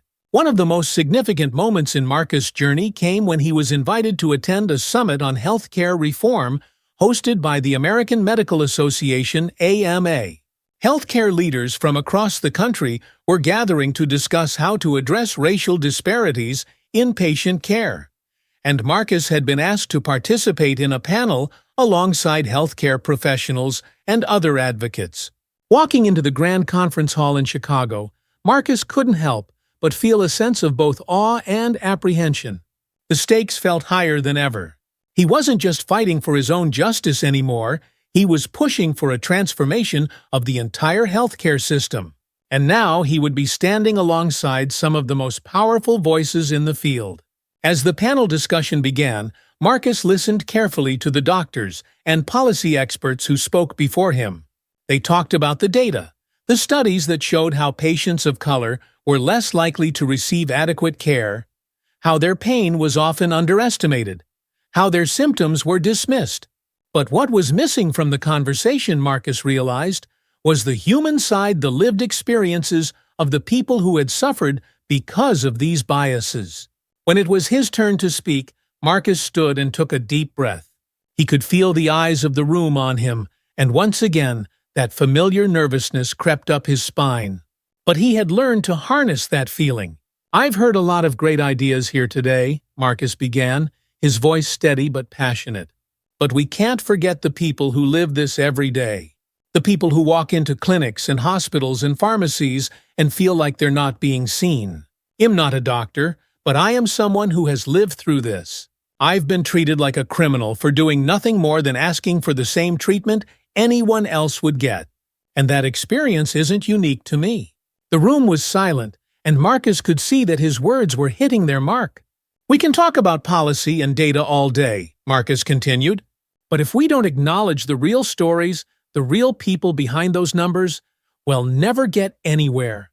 What we need is to build bridges between healthcare providers and the communities they serve, between those in power and those who've been silenced.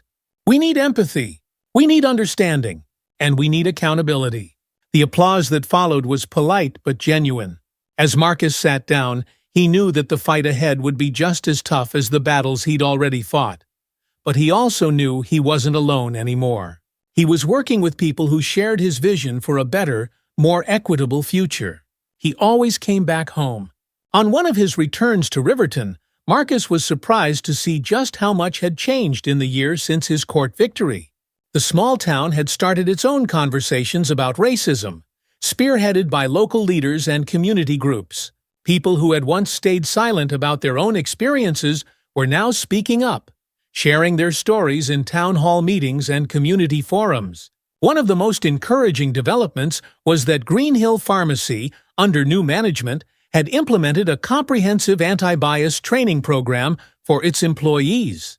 Gary Matthews was long gone, but the pharmacy had taken steps to rebuild trust with the community. It wasn't a perfect solution, but it was progress. One afternoon, as Marcus strolled through downtown Riverton, he saw Olivia Reed, the reporter who had first written his story. She was sitting outside a cafe, sipping a coffee and reading a book. "Marcus," Olivia called, waving him over. "How's the big-time advocate?" Marcus smiled as he approached her table. "I wouldn't call it that," he said, sitting down. "I'm just trying to do my part." "Don't be modest," Olivia said, her eyes twinkling. "You've done more than just your part. People around here are starting to pay attention. You've made a real difference." Marcus glanced down the street, where people moved about their day as if nothing had changed. But he knew better. Underneath the surface, Riverton had shifted. "I just hope we can keep the momentum going," he said.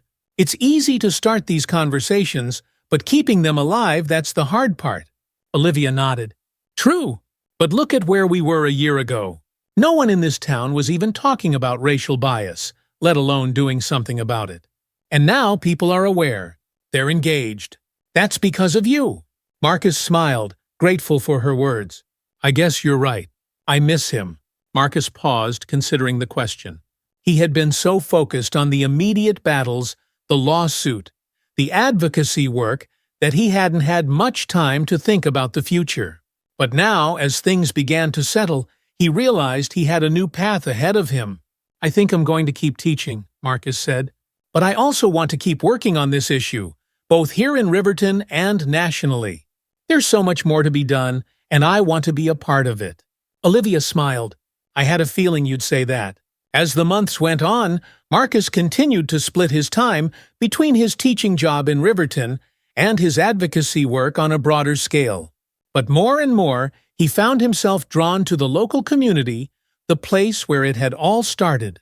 He began working closely with local organizers, helping to create programs that addressed racial inequality in all aspects of Riverton life, not just healthcare, but education, law enforcement, and local businesses.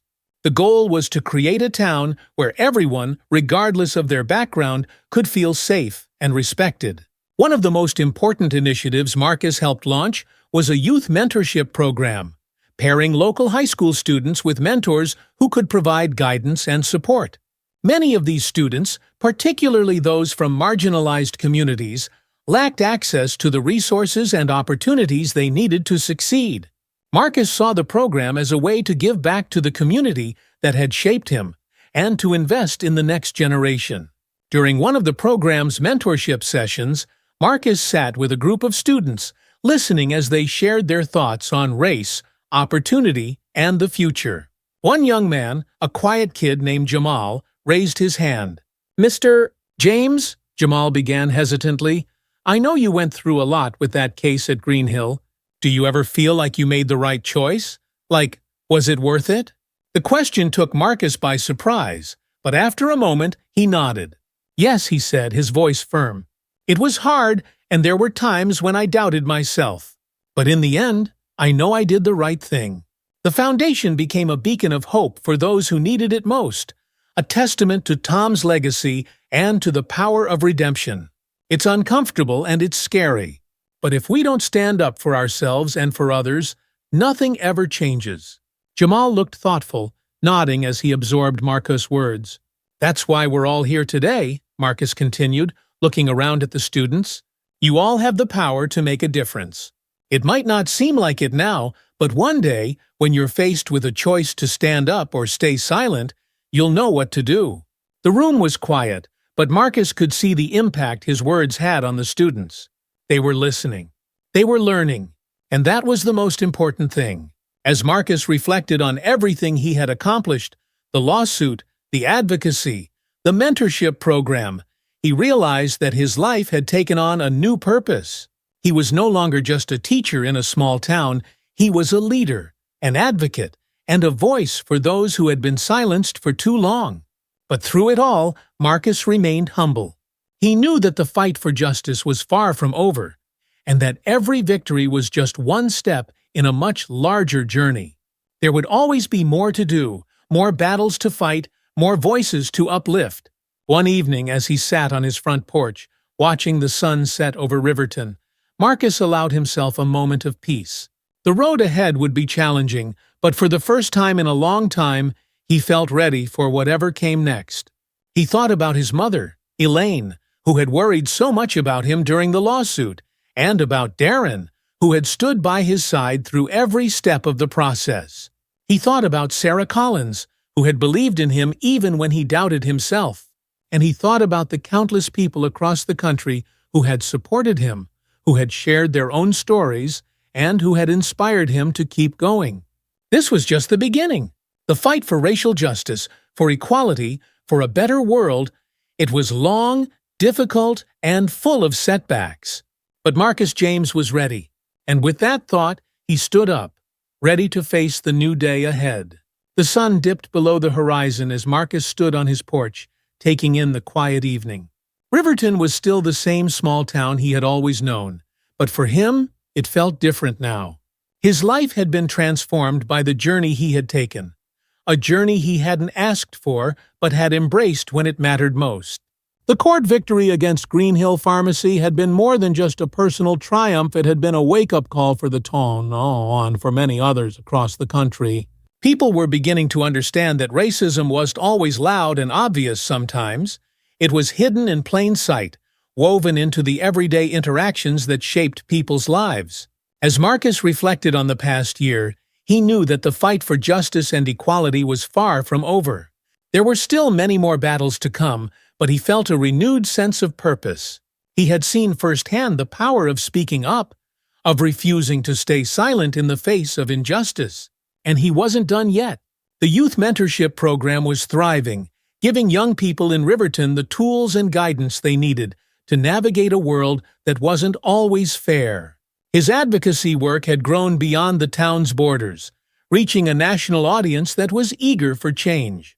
And through it all, Marcus remained grounded in his core belief that standing up for what was right was always worth the cost. His phone buzzed with a new message from Darren. "You ready for tomorrow? Big rally in the city." Marcus smiled. There was always something on the horizon, always another step to take. He typed back, "I'll be there. Let's keep this going." Closing the door behind him, Marcus sat down at his kitchen table, pulling out his notebook and jotting down a few thoughts. He knew that the fight for equality and justice would require persistence and courage, but he was ready for whatever came next. He was more than just a teacher, no, he was a voice for those who had been unheard for too long, and he wasn't going to stop until real change had been achieved. With a deep breath, Marcus closed the notebook, stood up, and walked toward the future with a quiet but determined resolve.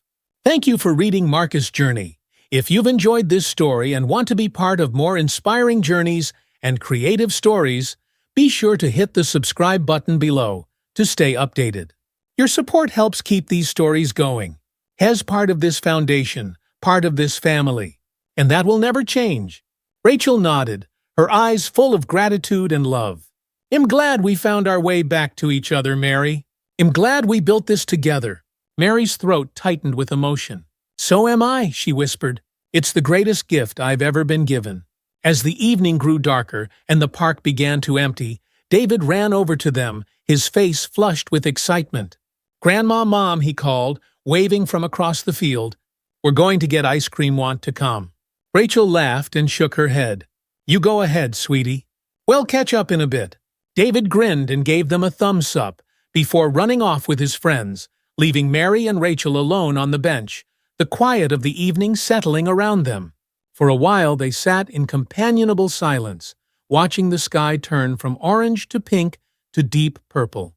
The oak tree they had planted for Tom stood tall and strong nearby, its branches swaying gently in the breeze.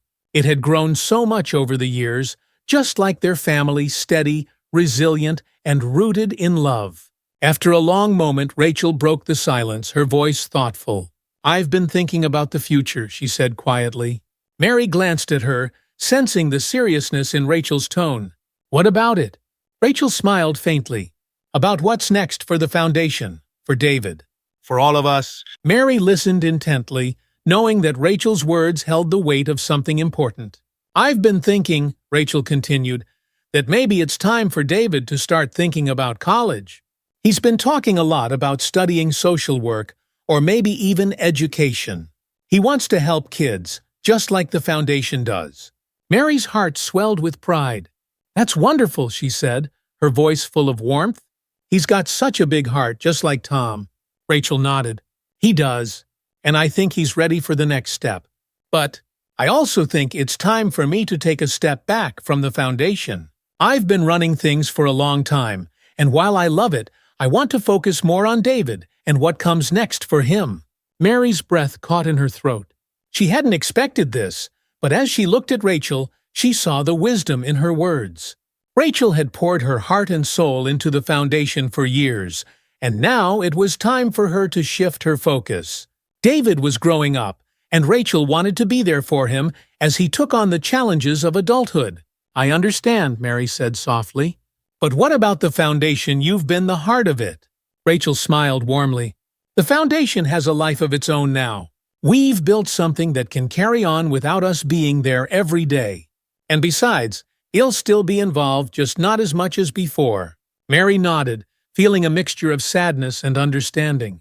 The foundation had been their joint effort, a way to honor Tom's memory and give back to the community. But now, it was time for things to change, for the next generation to step up and take the reins. "Who do you think will take over?" Mary asked, her curiosity piqued. Rachel hesitated for a moment, then smiled. "I've been thinking about asking David." Mary's eyes widened in surprise. "David?" Rachel nodded, her eyes twinkling with pride. "He's young, but he's passionate about the foundation. He's been involved for years, and I think he's ready to take on more responsibility. Of course, we'd still be there to guide him, but I think it's time for him to start making his own mark." Mary felt her heart swell with emotion. The thought of David taking over the foundation, carrying on the work that had started with Tom, felt like the perfect way to continue their legacy. It was a full-circle moment that felt deeply meaningful. "I think that's a wonderful idea," Mary said softly. "He's going to do great things." Rachel smiled, her eyes misting over with emotion. "I think so too." A few months later, David officially took on a leadership role at the foundation. Though he was still young, he approached the position with a maturity and wisdom that belied his age. He worked tirelessly, organizing new programs, meeting with community leaders, and mentoring the next generation of volunteers. Mary watched with pride as David grew into his role, stepping confidently into the legacy that Tom had left behind. The foundation continued to thrive, expanding its reach and helping more families than ever before. It was everything they had dreamed of and more. One afternoon, as Mary sat in her office at the foundation, reviewing some paperwork, David knocked on the door and poked his head inside. "Hey, Grandma," he said with a smile. "Got a minute?" Mary looked up from her desk and smiled warmly. "Of course. Come on in." David stepped inside and sat down across from her, his expression thoughtful. "I've been thinking about something," he began, his tone serious. Mary set down her papers, giving him her full attention. "What's on your mind?" David hesitated for a moment, then leaned forward, his eyes bright with determination. "I want to start a new program at the foundation, something specifically for kids who have lost a parent." Mary's heart skipped a beat. "That sounds like a wonderful idea," she said softly. "What made you think of it?" David glanced out the window, his expression thoughtful. "I've been thinking a lot about Dad lately," he said quietly, "about how much I wish I could have known him. And I know there are other kids out there who feel the same way about their parents' kids who are dealing with that kind of loss. I want to create a space where they can talk about it, where they can get support, and feel like they're not alone." Mary felt tears prick at her eyes. She had always known that David had a big heart, but hearing him speak with such passion and empathy filled her with pride. "That's a beautiful idea, David," she said, her voice thick with emotion. I think your dad would be so proud of you." David smiled, his eyes glistening with unshed tears. "I just want to make a difference, like he did." Mary reached across the desk and took David's hand, squeezing it gently. "You already are," she said softly, "and I know this program will help so many kids. I'll do everything I can to support you." David nodded, his smile growing. "Thanks, Grandma. That means a lot." The program, called Healing Hearts, launched a few months later, and it quickly became one of the most successful initiatives at the Foundation. Children who had experienced loss found a safe space to share their feelings, connect with others, and receive emotional support. The program offered counseling, art therapy, and group activities designed to help children process their grief in healthy and meaningful ways. Mary watched as the program flourished, and she couldn't help but feel that Tom's spirit was guiding them every step of the way. His dream of building a better future for the next generation was alive and well, carried forward by his son and the family he had left behind. As the years went by, the foundation continued to grow, and David eventually became its full-time director. His leadership was marked by compassion, innovation, and a deep commitment to the community. Mary remained involved, though she took on a more advisory role, content to watch as David and the team carried on the work she and Rachel had started. On a bright spring day, Mary, Rachel, and David gathered once again beneath the oak tree they had planted for Tom so many years ago. The tree had grown tall and strong, its branches spreading wide to provide shade and comfort. It had become a symbol of everything they had built together, of love, of family, and of the strength to overcome. As they sat together on a bench, watching the children play in the park, Mary felt a profound sense of peace. She had come so far on her journey from a place of fear and guilt to a life filled with love, forgiveness, and purpose. She had made mistakes, but she had worked to make things right, and in the process, she had built something beautiful. Rachel leaned against Mary's shoulder, her face soft with contentment. "We did it, Mary," she whispered. "We built something lasting." Mary nodded, her eyes misting over with emotion. "We did," she whispered, "and it's all because of Tom." David, sitting across from them, smiled warmly.